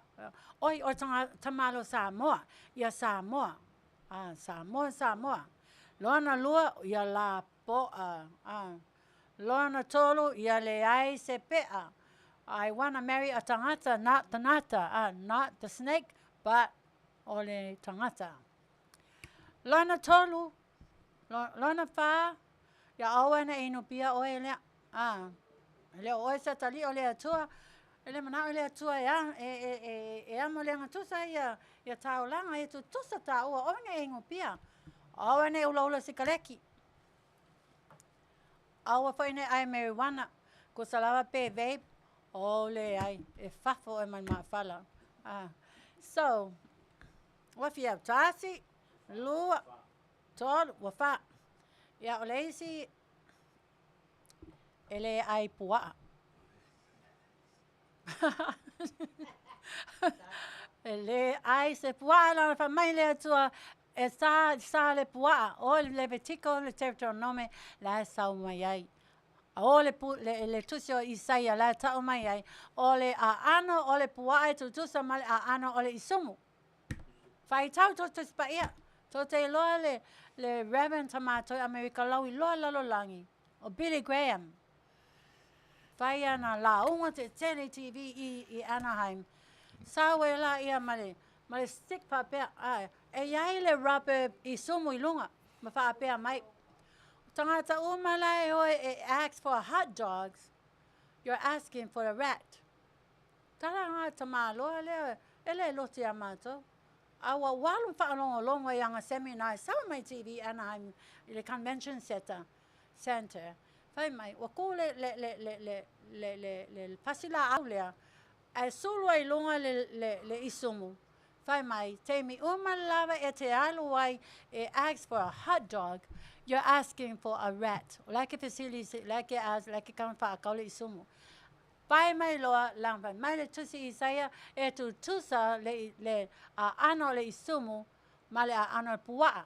Wai na whai e pua ma isumu, o le atua. Wai la se wha longo ai. O oi, po le atua. Parang longa le tua o melo wala ba ia le o pa tuta ia to au e fia o to sanga E ona se pulu ma le ono. Toi lua maasina, ona se pulu mai fitu. Ava ai o tele ai pua o tele ino ula kule ingopia kule o kule ai mea ai ngā papenga. Ale hausi a au. A tato stai a lea tua. Stay forever young. I'm a forever young. Come whai ngoa ya forever young. Anyways, o longa fia liva. Ole 6 coming. Yeah. Ole 6 coming. Ya whai kau le kuspaia. Did I say that? Ya whai kau kuspaia. Ole moli level qualification. Ya e ka ele Aso'au.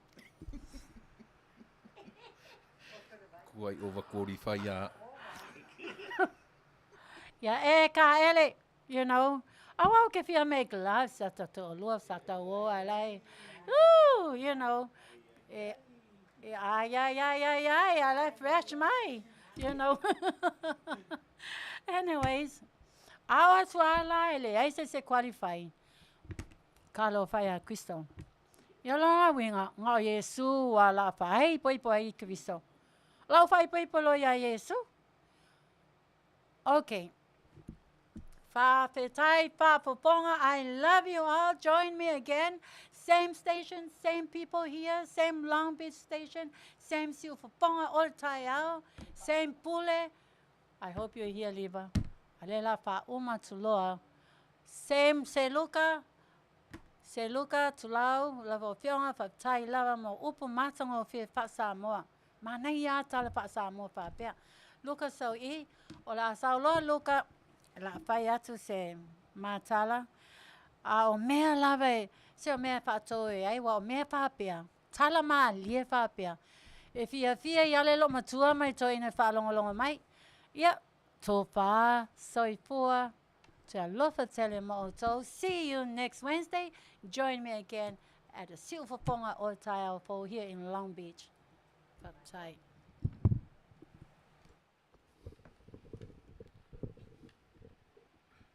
Ua tune nei le atu mua ale tautai. Ma ua mapo fo'i I whanua le alanga tautai.